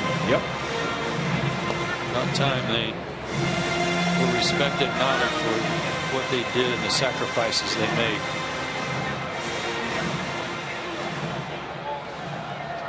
So great. All age groups are saluting the military. It's one thing to have folks your age or your generation do it, but when the youngsters come up and say thank you too, I'm sure that's incredibly heartwarming too. So Corporal Bledsoe, we salute you. Welcome to Atlanta. Thank you for your service. As we head to the Braves half of the 6th inning. New pitcher on for the Phillies. Jeanmar Gomez in his 11th game.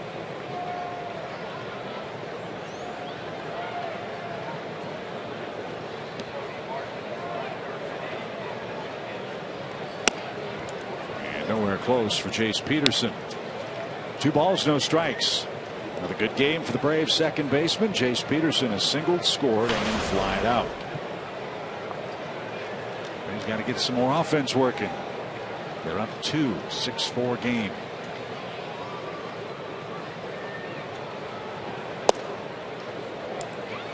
Ball 3. Gomez fastball, slider change, fastball in the low 90s. Did not like that call. Phillies desperately need a shutdown inning from their bullpen here.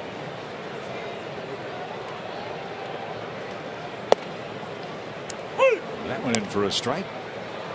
Jace Peterson got that last rally started in the 5th with a line drive that almost hit Jerome Williams. I don't know how it missed him.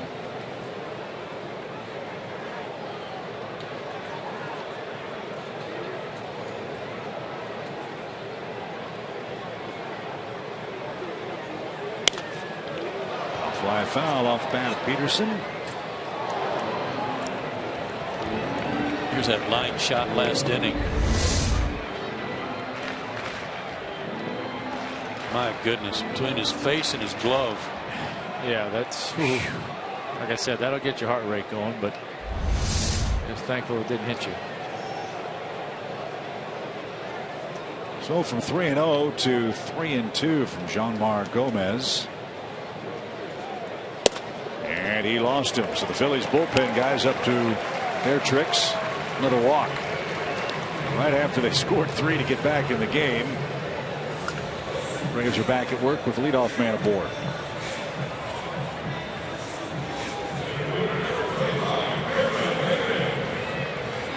Manager can only pick from whatever crop he's got down there. He can't throw it for him. No, I mean, you don't. You'd almost rather see the guy go out there and give up a solo home run than to walk a guy after you just got back into the game. Oh, it's heartbreaking, man. I mean, Ryan Sandberg's done a great job managing this game tonight. Pull the right button with Jeff Francoeur. You understand the Diekman move. You don't expect anybody to turn around a 97-mile-an-hour fastball in a lefty-lefty matchup, but Freddie Freeman just beat Diekman on that play. You can play matchups, you can play by the book, you can do all the strategy you want, but if your guys don't go out there and throw enough strikes, then it's just you're rolling the dice every time you make a move.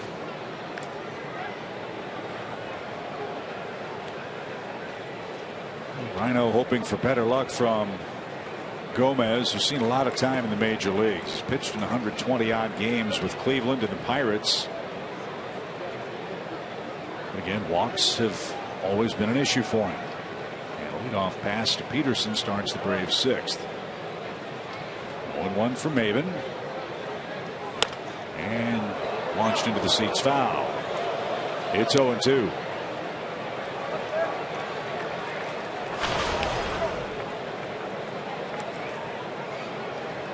Cameron's average slowly climbing. He's at 241 now. In 6 games, he's got 8 hits.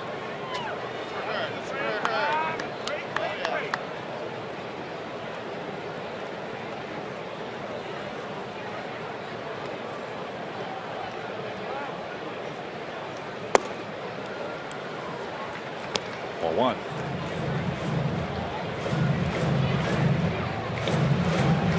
The Mets are home in interleague play tonight. They're beating Baltimore again. It's 5-1 New York. Ubaldo Jimenez and Jacob deGrom were the starting pitchers at Citi Field this evening.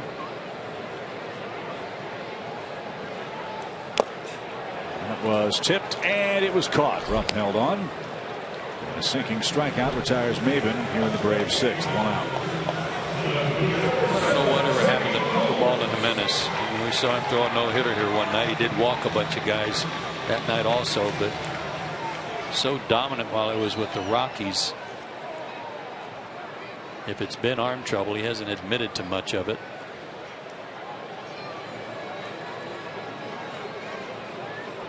He's apparently on the short end of that game in the 7th inning.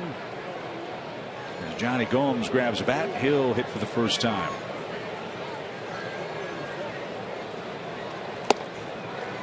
Didn't get it. Strike 1. One more note from that Mets series. Bartolo Colon did something that's never been done before. He beat the Orioles for the 7th time and with the 7th different team. That's amazing.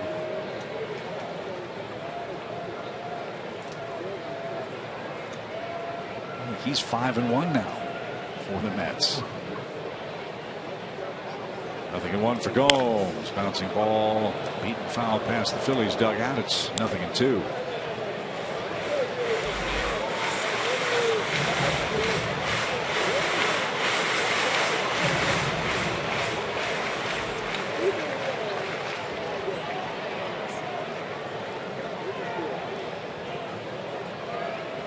Game had a nice crisp pace until about the 5th inning. And the brakes were slammed on.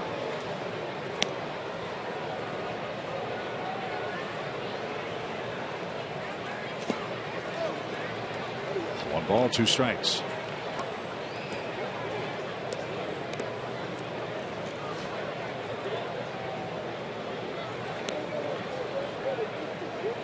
Braves batted around in their half of the 5th. Phillies sent 8 to the plate in the top of the 6th.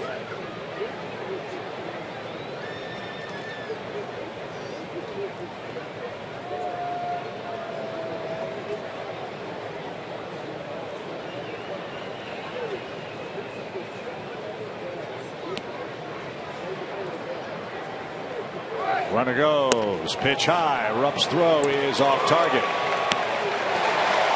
Peterson's in safely with his 2nd stolen base. Rupp has been known for his ability to throw out base stealers in the minor leagues. Good strong throw, but off target at the 2nd base bag. Just to the 3rd base side of the bag was all that Chase needed.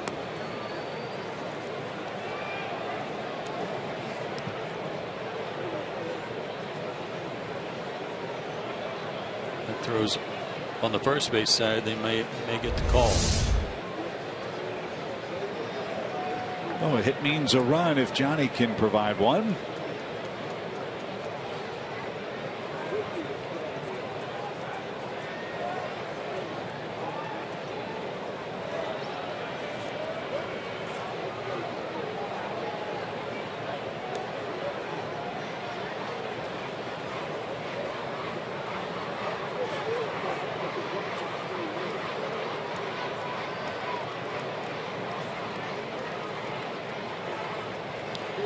Now we're set to go. 2 balls, 2 strikes.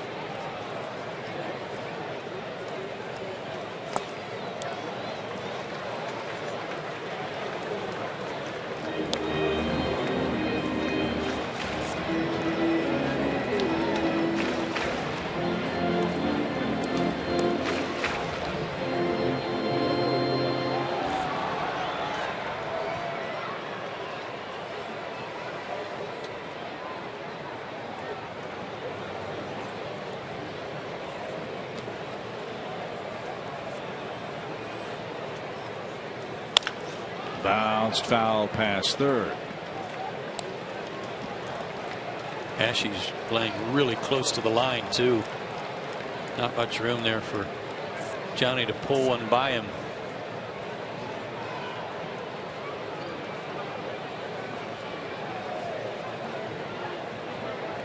Phillies have a stud 3rd base prospect named Michael Franco. They've been talking about for the last couple of years.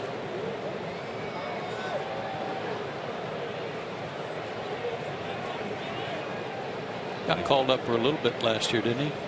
When he gets here and stays here, there's talk that Ashe might move to the outfield, left field in particular.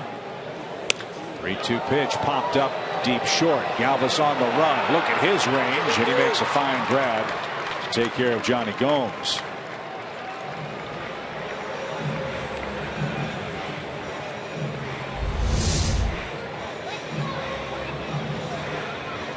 That was going to drop in no man's land if Galvis doesn't run it down out in shallow left field. Never took his eyes off of it.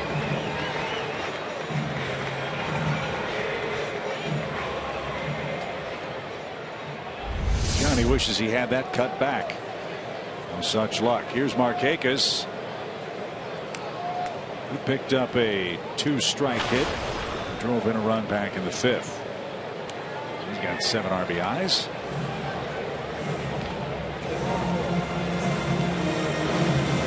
Another chat on the mound. Discuss strategy with Markakis. Simmons is on deck. He's 3 for 3 tonight. Well, therein lies the dilemma. You got a base open, a left-handed hitter, but do you pitch around him to get to the guy that's 3 for 3? Quick meeting.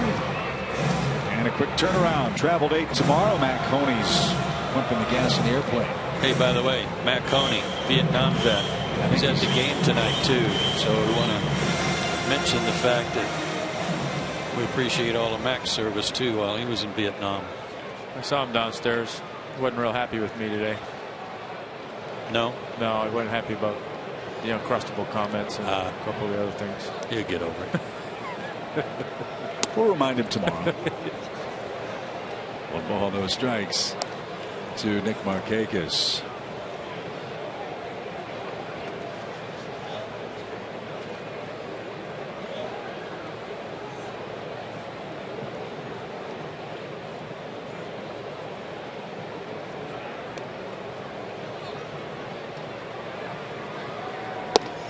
There's a strike to even the count.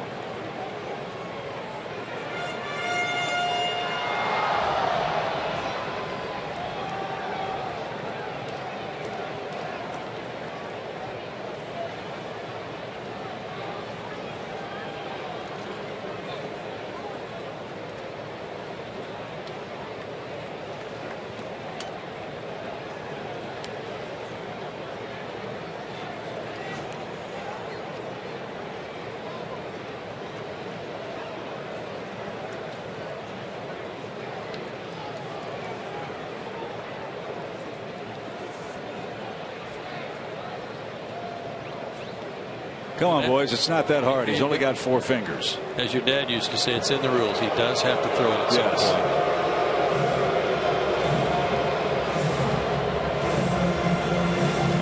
Maybe if Rupp would put his signs down in Spanish, Gomez, who's from Venezuela, could understand what he wants him to throw.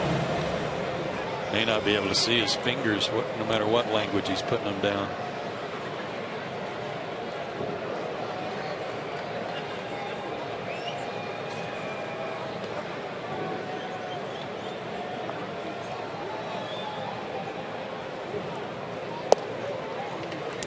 Strike over the outside corner. 1-2. Well, Nick was behind 0-2 before he delivered an RBI single back in the 5th inning. Way back in the 5th inning.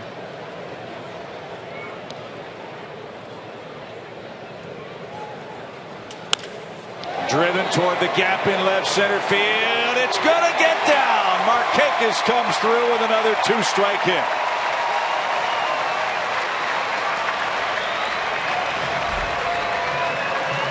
Where was Jace Peterson? He was standing at second base.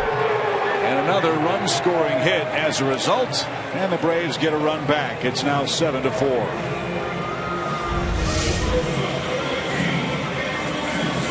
Good pitch, too. And hit it where it was delivered. Yeah, 2 strikes, shorten up a little bit, hit it where it's pitched.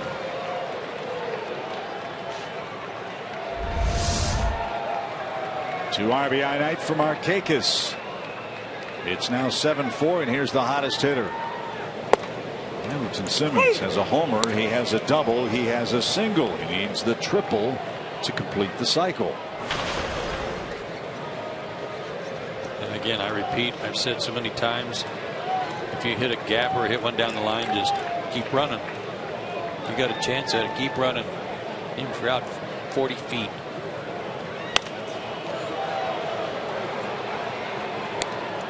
No balls, 2 strikes.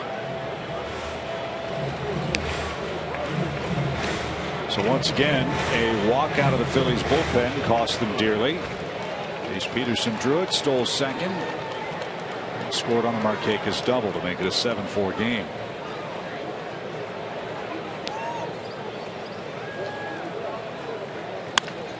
Ground ball poked to the right side, and Hernandez will make the play at first, and that'll retire the side. We're through 6. Atlanta adds to its lead. Big night for Nick Markakis. A pair of 2-strike run scoring hits.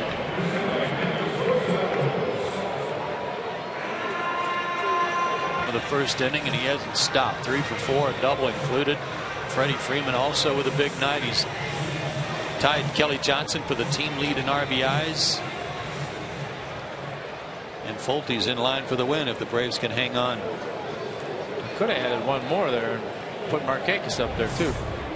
Yep. 2 clutch hits his last 2 times up.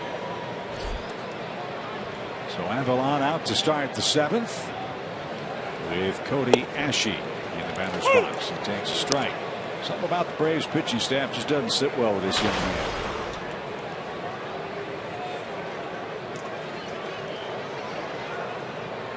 128 hitter lifetime for last night's game. He's 0 for 4 and he's 0 for 3 today. So Cody Ashe lifetime 12 hits and 101 at bats against the Braves.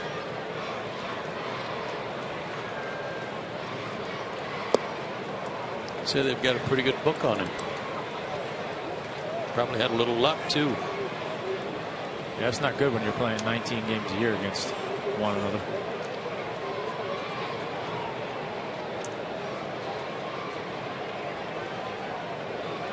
One ball, 2 strikes. And Ashe is down swinging again. That was nasty. That was that old Johnny Venner sinker that he had a couple of years ago.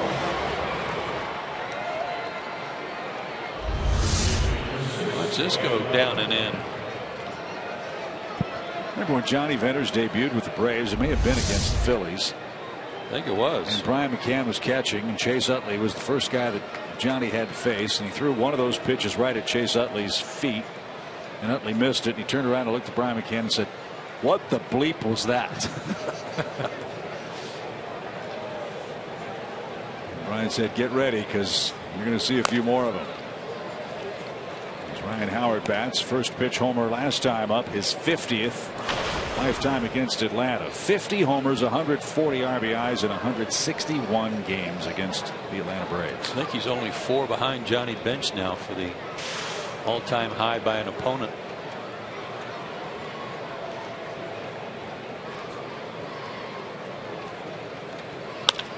And a sharp hit into right field. He beats the shift. So Ryan Howard with a 3-hit game. This is turning out perhaps for the Phillies to be the best case scenario for Ryan Howard. They got to pay him. They're going to play him. If you're going to do those two things, you hope he produces. And he has tonight. Well, he's gotten his average up over 200. That's a move in the right direction. You know, we got that shot of Chase Utley as Brandon Kenneth begins to loosen up. He just got called back up a couple of days ago. But Laser Baker and I were talking about Chase Utley before the game started. Knew that he wasn't in the lineup, but how we hate not seeing him play. He's such a good player that it's disappointing when, you know, there might have been some fans come to the park to see him play tonight, and he's struggling so much they're giving him all these days off. But I miss watching him play. Yeah, he plays the game the right way. Yeah, he's a class act. Yeah, you got to admire how he goes about it, because he does. He plays the game the right way, plays hard, and you know, you hate seeing anybody struggle.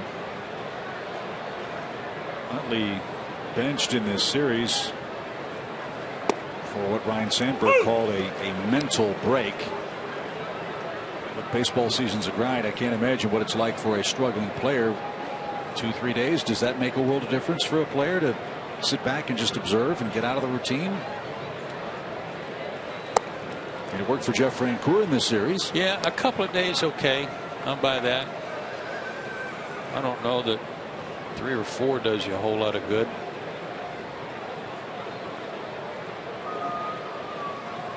The Phillies people were talking before the game. No one prepares as hard as Chase Utley. No one's in the cage more than Chase Utley. No one works harder than Chase Utley. Unfortunately, he squared up a lot of balls on this road trip that haven't fallen for him, which adds to the frustration. Well, he's probably about to go on a tear, and it's good that they're leaving town. They'll face the Mets, the Pirates, and the Diamondbacks at home. That's where the Phillies head after the game today. Braves don't see the Phillies again until back here at Turner Field over the July 4th holiday.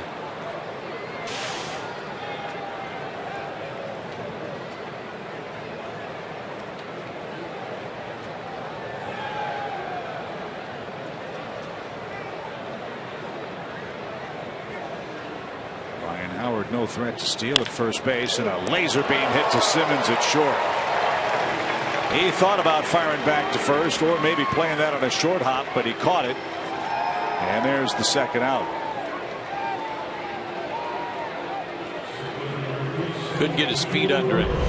He might have thrown it to first if he'd have gotten his feet under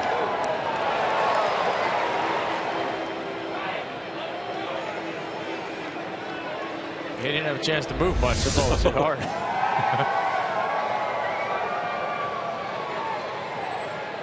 So 2 outs. Odubel Herrera, the batter, a couple of infield hits and a run scored tonight.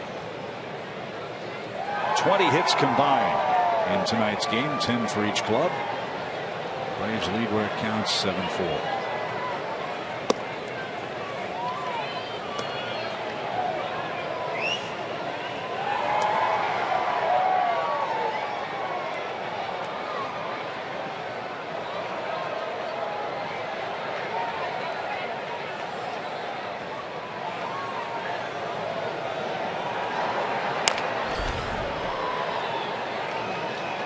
First even count. We're off to Washington tomorrow. Open up a series with the Nationals over the weekend. Eric Stoltz and Gio Gonzalez will pitch on Friday night. Saturday afternoon, Julio Teheran and Doug Fister. Sunday, Alex Wood and Jordan Zimmerman. The Braves will make their way to Cincinnati for a series, then down to Miami. Braves have not seen many left-handed starters. Only 3 all year, and they're 2-1.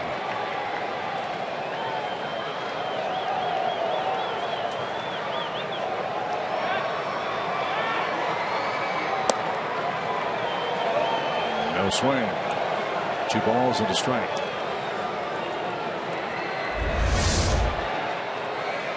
What about the pitch? You didn't see Bank pitch track says there's a strike anyway.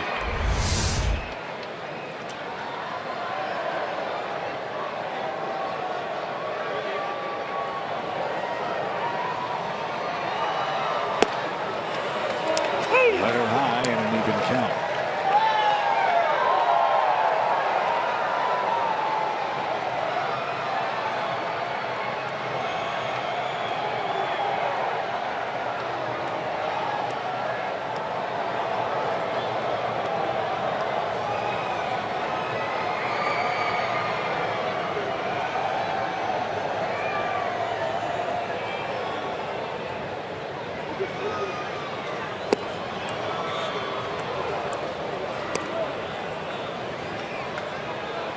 Lots of 3-ball counts after the 3rd inning. Both Williams and Fulton Everett were cruising along. Well, this guy is trying to test these umpires with his deliberate work in the batter's box. And then he asks for time to get set, like some 5 or 6 or 7-year veteran. Swing and a miss. A breaking ball got him. He tried to hit it to Amarillo. And Avalon has his second strikeout. Braves maintain a 7-4 lead. And as we celebrate this special evening of baseball at Turner Field, we honor our military veterans from the Vietnam War. And Timothy Miller will make his way to the center of the diamond and conduct God Bless America. While the storm clouds gather from far across the sea, let us swear allegiance to a land that's free. Let us all be grateful for a land so fair as we raise our voices in a solemn prayer. God bless America, land that I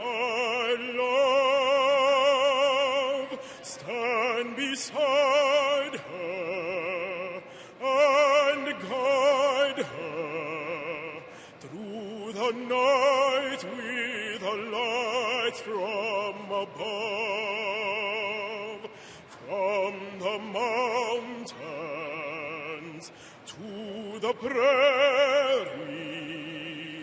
to the oceans, white with foam. God bless America, my home, sweet home. God bless America, my home.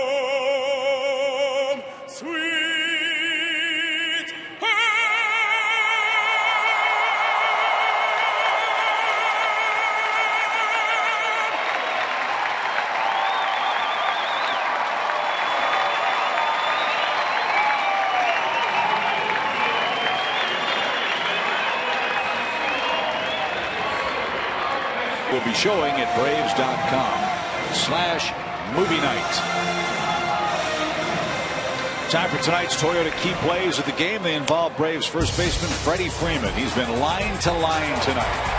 A fluke double brought home a run early. In the 5th inning, he turned around a 97-mile-an-hour fastball for another double that brought home 2 runs. 2 doubles, 3 RBIs. And Atlanta leads by a 7-4 score in the 7th. Elvis Araujo is back out to pitch against Freeman. Kelly Johnson, and then we'll see. I'll fly out of play, evens the count. We saw Elvis pitch here last night. Went an inning, couple of hits, couple of strikeouts. He did not face Freddie Freeman. And back to the screen foul. 1 ball, 2 strikes.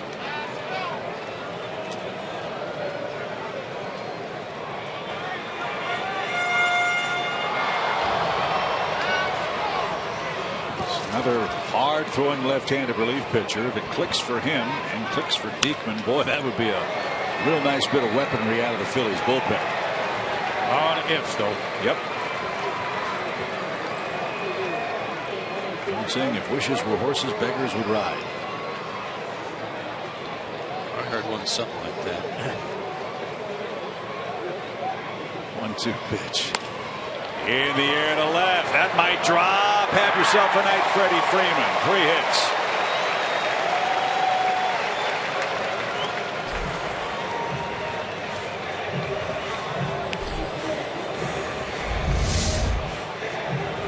Another thing of beauty.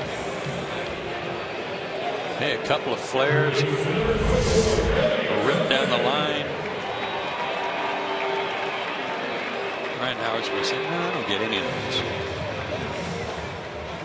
10th multi-hit game for Freeman already. His 3rd 3-hit game. And here's Kelly Johnson. He's 0 for 3. Looks inside at ball 1.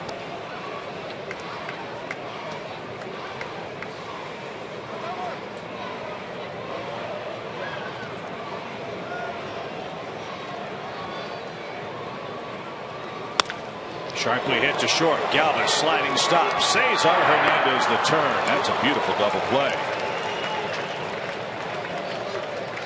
Tell you what, Freddie Galvis is trying to put himself right in there with that National League East shortstop crew. He's played a great series. I was going to say, we've seen two pretty good shortstops in this series.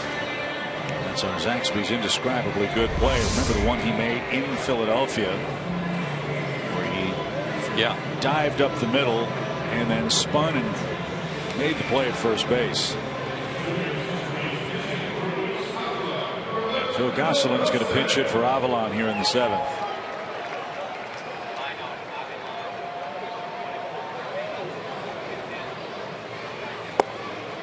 And a strike.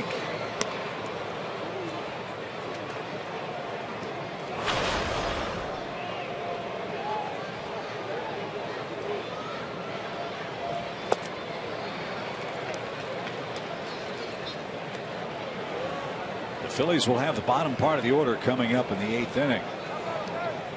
Jim Johnson will be the next Braves pitcher. And he's on his way out of the bullpen now. A single, a double play, and a strikeout sends our game to the 8th inning. 7-4. Braves lead the Phillies.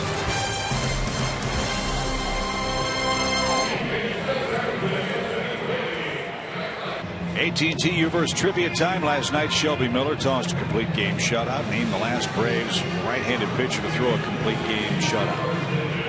Julio Teheran came to mind. Has to be Julio. I don't know who else it would be.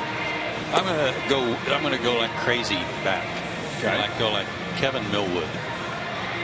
Did Chris Medlin ever throw one? Oh, good call. But it was Julio Teheran against Milwaukee.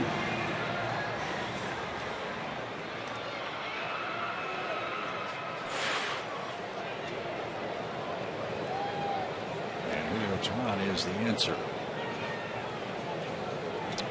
Jim Johnson. And a bunt try by Cesar Hernandez. It's Ruled foul.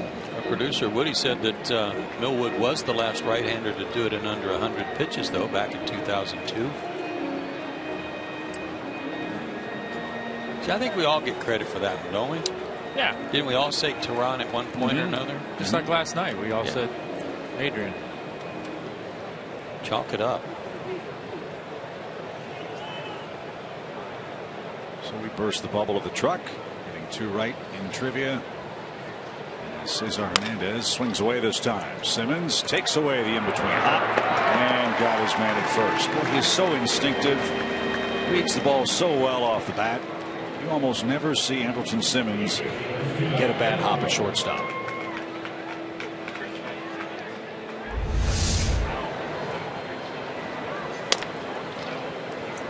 And on these plays, it is all about charging the ball and getting the ball on the good hop.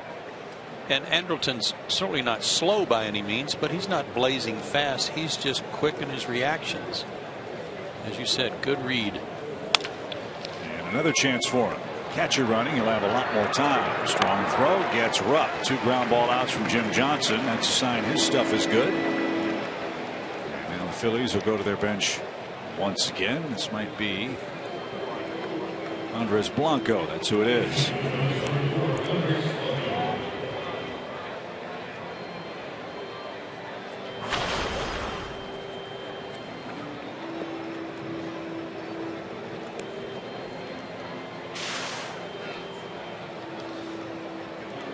Blanco pinch hit in the 6th last night, and he struck out. Also pinch hit in the 8th inning, game 1 of the series, and it was a double play. So he's been Blanco'd in his first 2 at bats.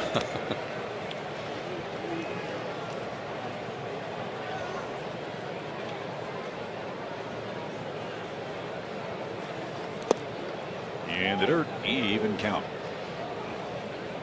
How about the Arizona Diamondbacks? Rained out the last 2 days in Colorado. They did something very difficult. One, survived a doubleheader at Coors Field, and secondly, they won the doubleheader. They beat the Rockies twice today, 13-7 and 5-1. Word is Archie Bradley, the kid that was hit in the face with a line drive, could be back as soon as the 15th. Oh, good for him. From Arizona. Patrick Corbin is making his way back from injury. He's got mid-90s stuff. So the Diamondbacks certainly will look forward to that. Colorado, meanwhile, has lost 7 in a row. They've fallen into last place. Arizona leapfrogged them with their doubleheader win today. Ball and 2 strikes for Andres Blanco. 7-4 Braves. We're in the 8th. Did he go? Yes, he did. Yes, he did. Jim Johnson with a spotless 8th inning. 2 groundouts and a check swing strikeout. See if the Braves can get a little more insurance. They're up 7-4.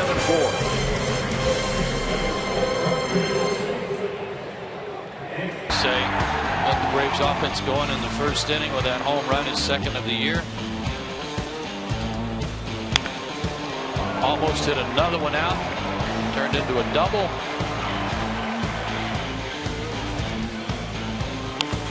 And then turned on that fastball inside and got it through. Good piece of hitting there. Big night for him. Good defense as usual. And he has scored 3 runs. A few more wouldn't hurt. 7-4 Atlanta leads it. Christian Bethancourt to face Luis Garcia in relief for the Phillies. And he beats the first one to the shortstop, Galvis. And a sinker to first handled by Ryan Howard. 1 pitch, 1 out.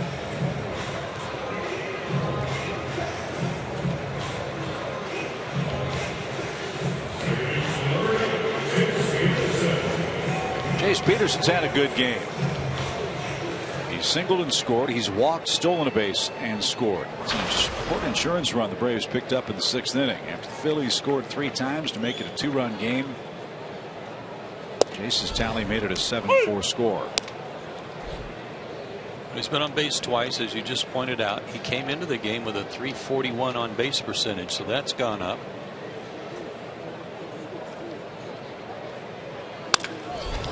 Into center field. Peterson has a 2-hit game. And just as Andrelton Simmons has been really enjoying that 2 spot. Dropping down in the order was really a good move for Jace Peterson. Boy, is that a good swing. Down and through.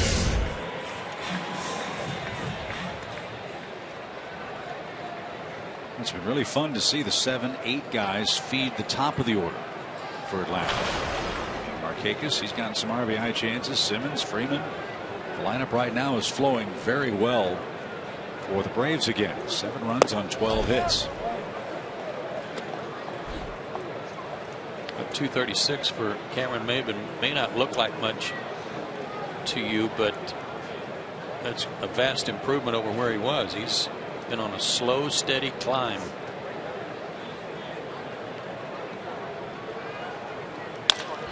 Double play, ball out to second, and Galvis dances across the bag and got him by a quarter step. Maben's doubled up, and this game goes to the 9th inning. It's Grilly time at the top of the 10 o'clock hour. 7-4, Atlanta leads it. This copyrighted telecast is presented by authority of the Atlanta Braves and may not be reproduced or retransmitted in any form. The accounts and descriptions of this game may not be disseminated without the express written consent of the Atlanta Braves. Say, let the Braves offense going in the first inning with that home run, his 2nd of the year. Almost hit another one out. Turned into a double.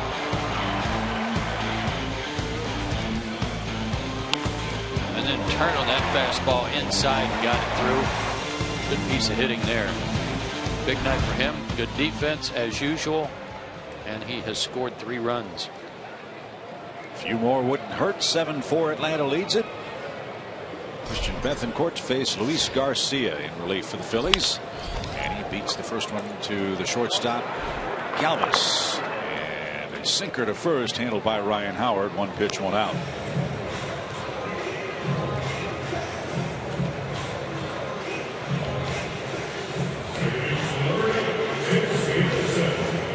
Jace Peterson's had a good game. He's singled and scored. He's walked, stolen a base, and scored. It's an important insurance run the Braves picked up in the 6th inning after the Phillies scored 3 times to make it a 2-run game. Jace's tally made it a 7-4 score. He's been on base twice, as you just pointed out. He came into the game with a .341 on base percentage, so that's gone up.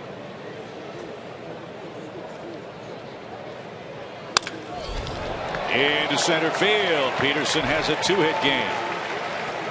And just as Andrelton Simmons has been really enjoying that 2 spot, dropping down in the order was really a good move for Jace Peterson. Boy, is that a good swing. Down and through.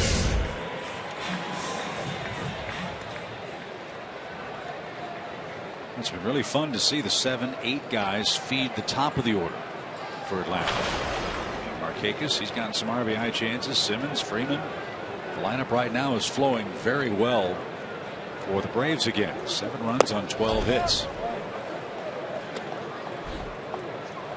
A 236 for Cameron Maben may not look like much to you, but that's a vast improvement over where he was. He's been on a slow, steady climb.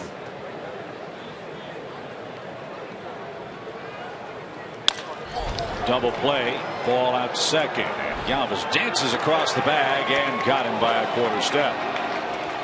Maben's doubled up, and this game goes to the 9th inning. It's Grilly time at the top of the 10 o'clock hour. 7-4, Atlanta leads it. This copyrighted telecast is presented by authority of the Atlanta Braves and may not be reproduced or retransmitted in any form. The accounts and descriptions of this game may not be disseminated without the express written consent of the Atlanta Braves.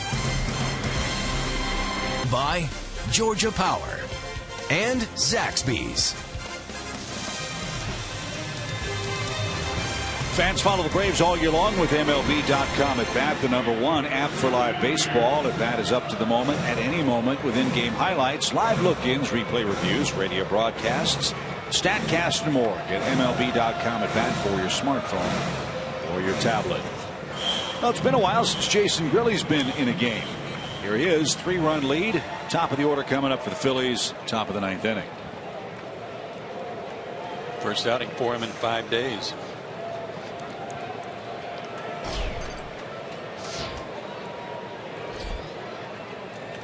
3 double night for Ben Revere. He's scored a run and he's driven in a run.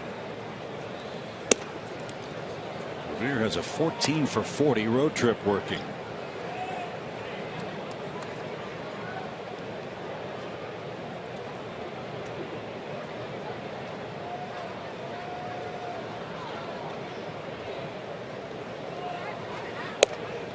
And ball 2.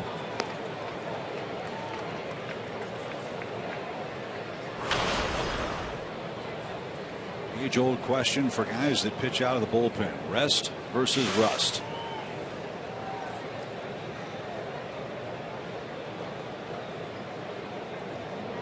Let's see what it really has in store for us with Galvis, Ashe, and Howard coming up. There's a strike. Mason's done a terrific job. Tied for 3rd in the league with 8 saves. He's been terrific on the road.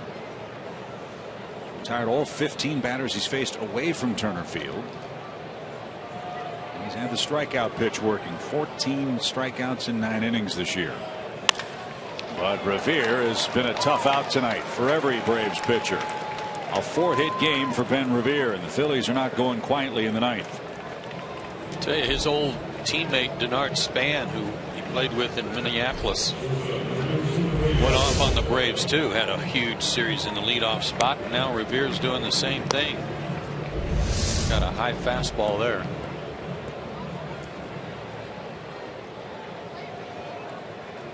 That's the 3rd 4-hit game for a Philly this year. 2 of them have come in this series.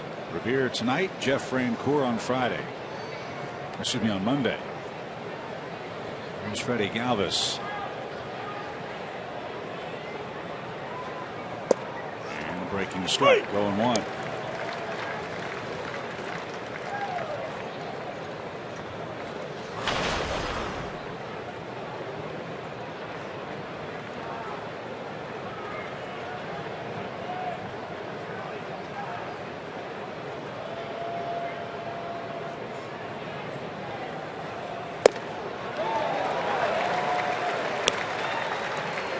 Too hot to handle. 0-2.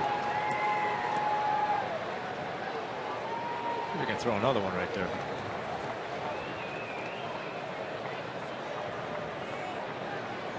Aaron Harang pitched to beauty again for the Phillies in this series.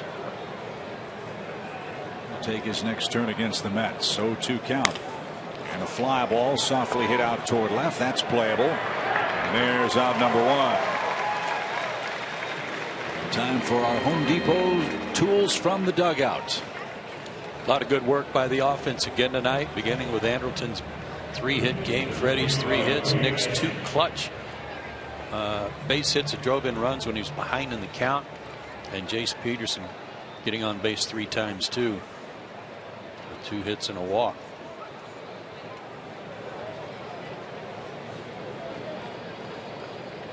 Cody Ashe 0 for 4 with 3 strikeouts.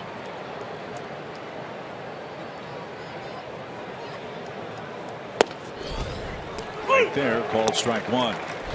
How about he makes contact here, ground ball, right at Anderton.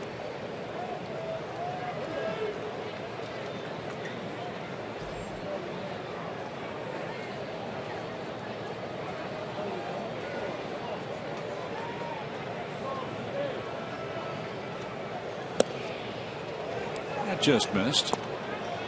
And the count's even. PNC Bank pitch tracks here. Good pitch at the bottom of the zone. It's 2 money pitches that haven't been called. Those are the ones you want, those bottom corners. In the bottom or the top of the 9th inning, you bet. There's a ground ball into the Braves dugout. 1 ball, 2 strikes. Reds beat the Pirates 3-0. Padres beat the Giants 9-1. Washington beat Miami 7-5.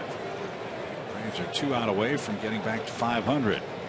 8-7-4 over the Phillies.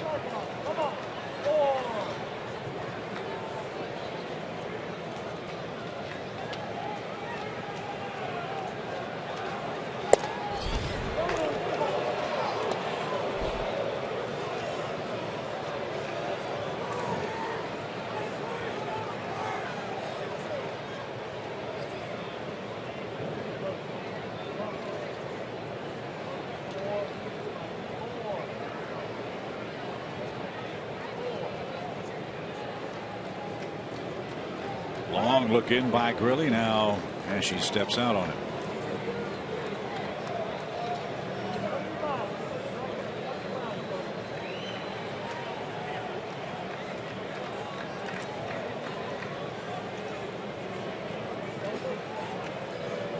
Now we're ready with a 2-2 pitch. Let her high strikeout, and she is punched out for a 4th time tonight. The old golden sombrero.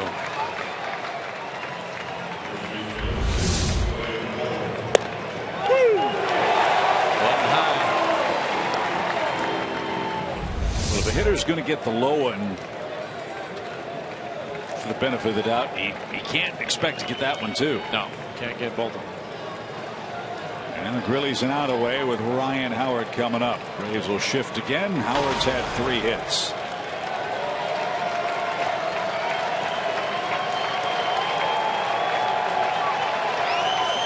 Swing and a miss.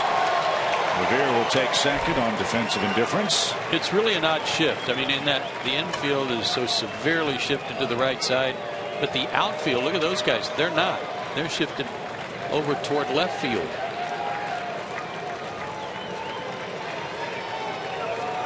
They're moving Kelly Johnson around now. And they're going to play it straight.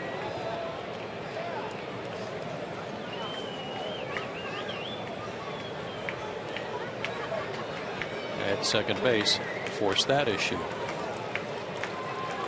So now it's Jace Peterson playing the rover spot. Kelly Johnson at his normal spot at third base. Simmons on the first base side of second base.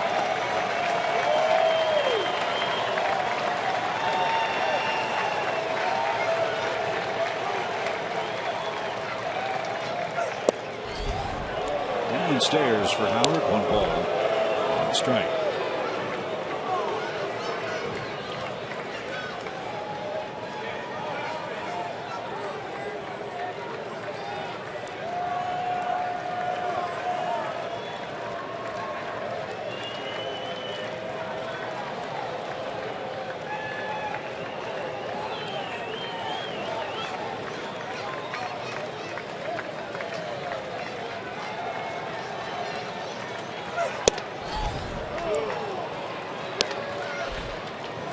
Don't want to fiddle around too much.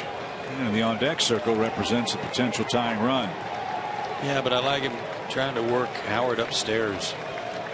Such a dangerous low ball hitter. I like trying to go let her high on him and see if he can pull off her.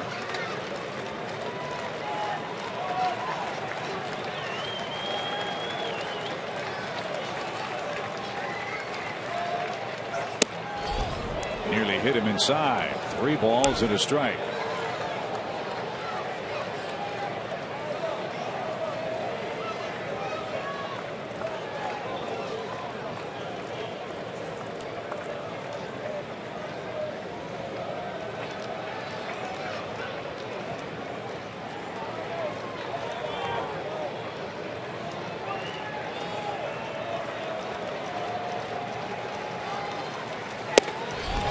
Lost Howard, and the potential tying runs come to the box.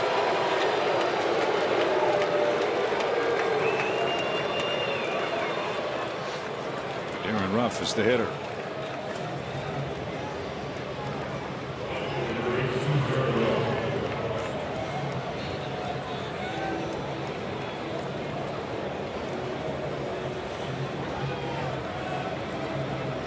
A situation like this, Tommy, is Bethancourt telling Grilly how they've worked rough in the game, or is Grilly telling Bethancourt how he wants to attack him? I think Bethancourt's asking Grilly how he wants to attack him. Well, Ruff's taken an 0 for 4 tonight, but one swing he hit in the second level, the club level above the Phillies bullpen earlier tonight off Fultonavich, and he lined hard to short last time up with Howard at first.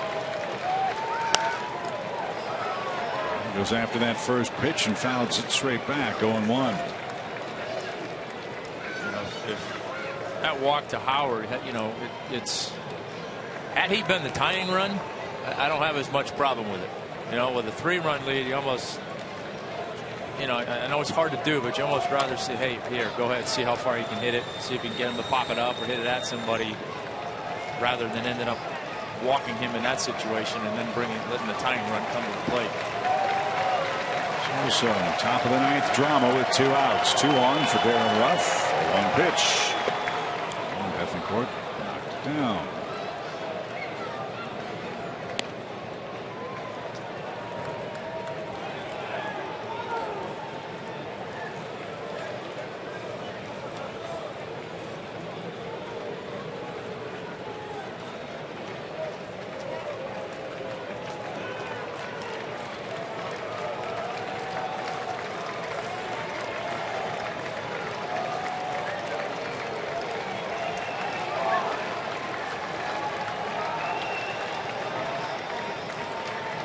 Navich eventually struck him out in the first inning. As I recall, it was after he'd gotten ahead of him and then ran the count like back to even.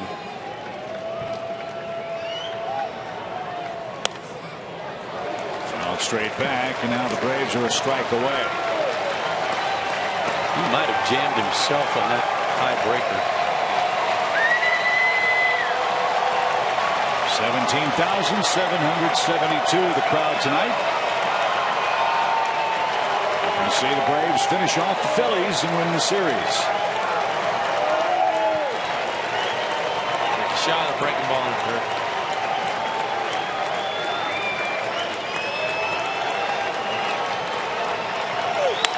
Line drive left field. Gomes is coming on, has to play it safe. And Darren Ruff keeps the game alive for the Phillies. A 2-out, 2-strike single of his own. That scores Ben Revere. Howard stops at second. It's a 7-5 game in the 9th.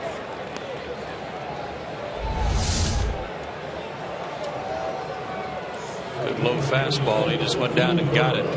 And a good play here, a smart play by Johnny Gomes. If he dives for it or comes charging in and overruns it, then at the very least they've got a run in and runners at second and third. Could have been worse.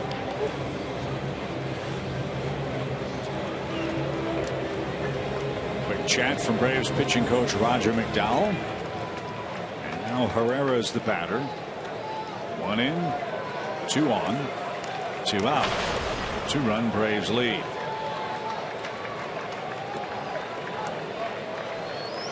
Feast or famine night for Odubel Herrera. 2 strikeouts, but 2 infield hits.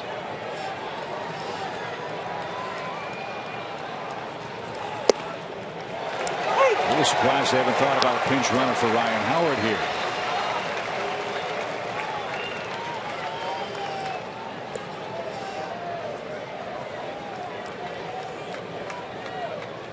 Nothing in 1 for the Phillies center fielder.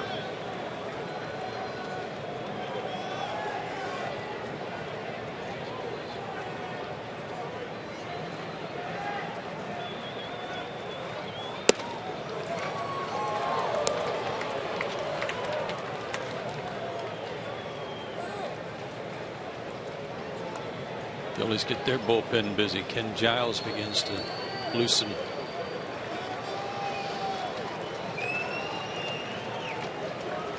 As does Jonathan Papelbon.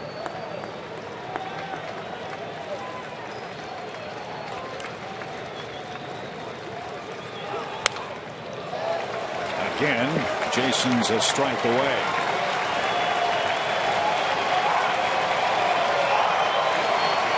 Herrera's had a ton of trouble with breaking stuff this entire series.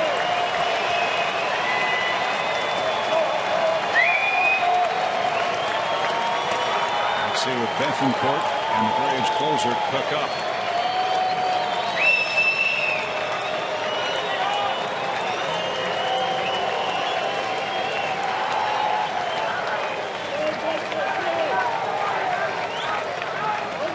One-two pitch.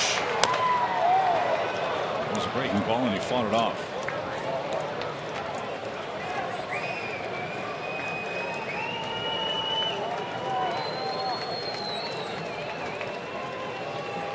when you've got that high leg kick, especially where his right foot comes from, it's awfully hard when you kick it in the air to stop the momentum. You're already beginning to rock forward, lean forward, and then especially stride forward to get your foot down. And that's why it's hard for him to adjust anything off speed. Bob, if they can get him out with a breaking ball, I wouldn't mind seeing him take a shot at a high fastball here first, set it up so he can get him to chase it.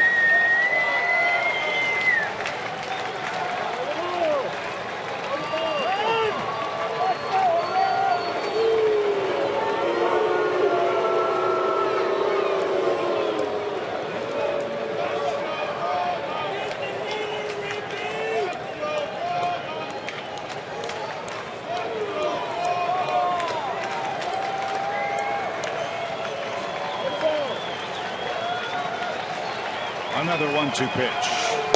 He got him looking. A fastball freezes Herrera, and the Braves have beaten the Phillies. 7-5 is your final score. Atlanta takes 2 out of 3 from Philadelphia. They wrap up a 5-5 homestand. How apropos is that shot? Big night for number 5 for the Braves. Freddie Freeman, 3 hits, 3 RBIs. Wins his second victory of the season. 7-5 the final from Turner Field. Back to talk about it more with you after this.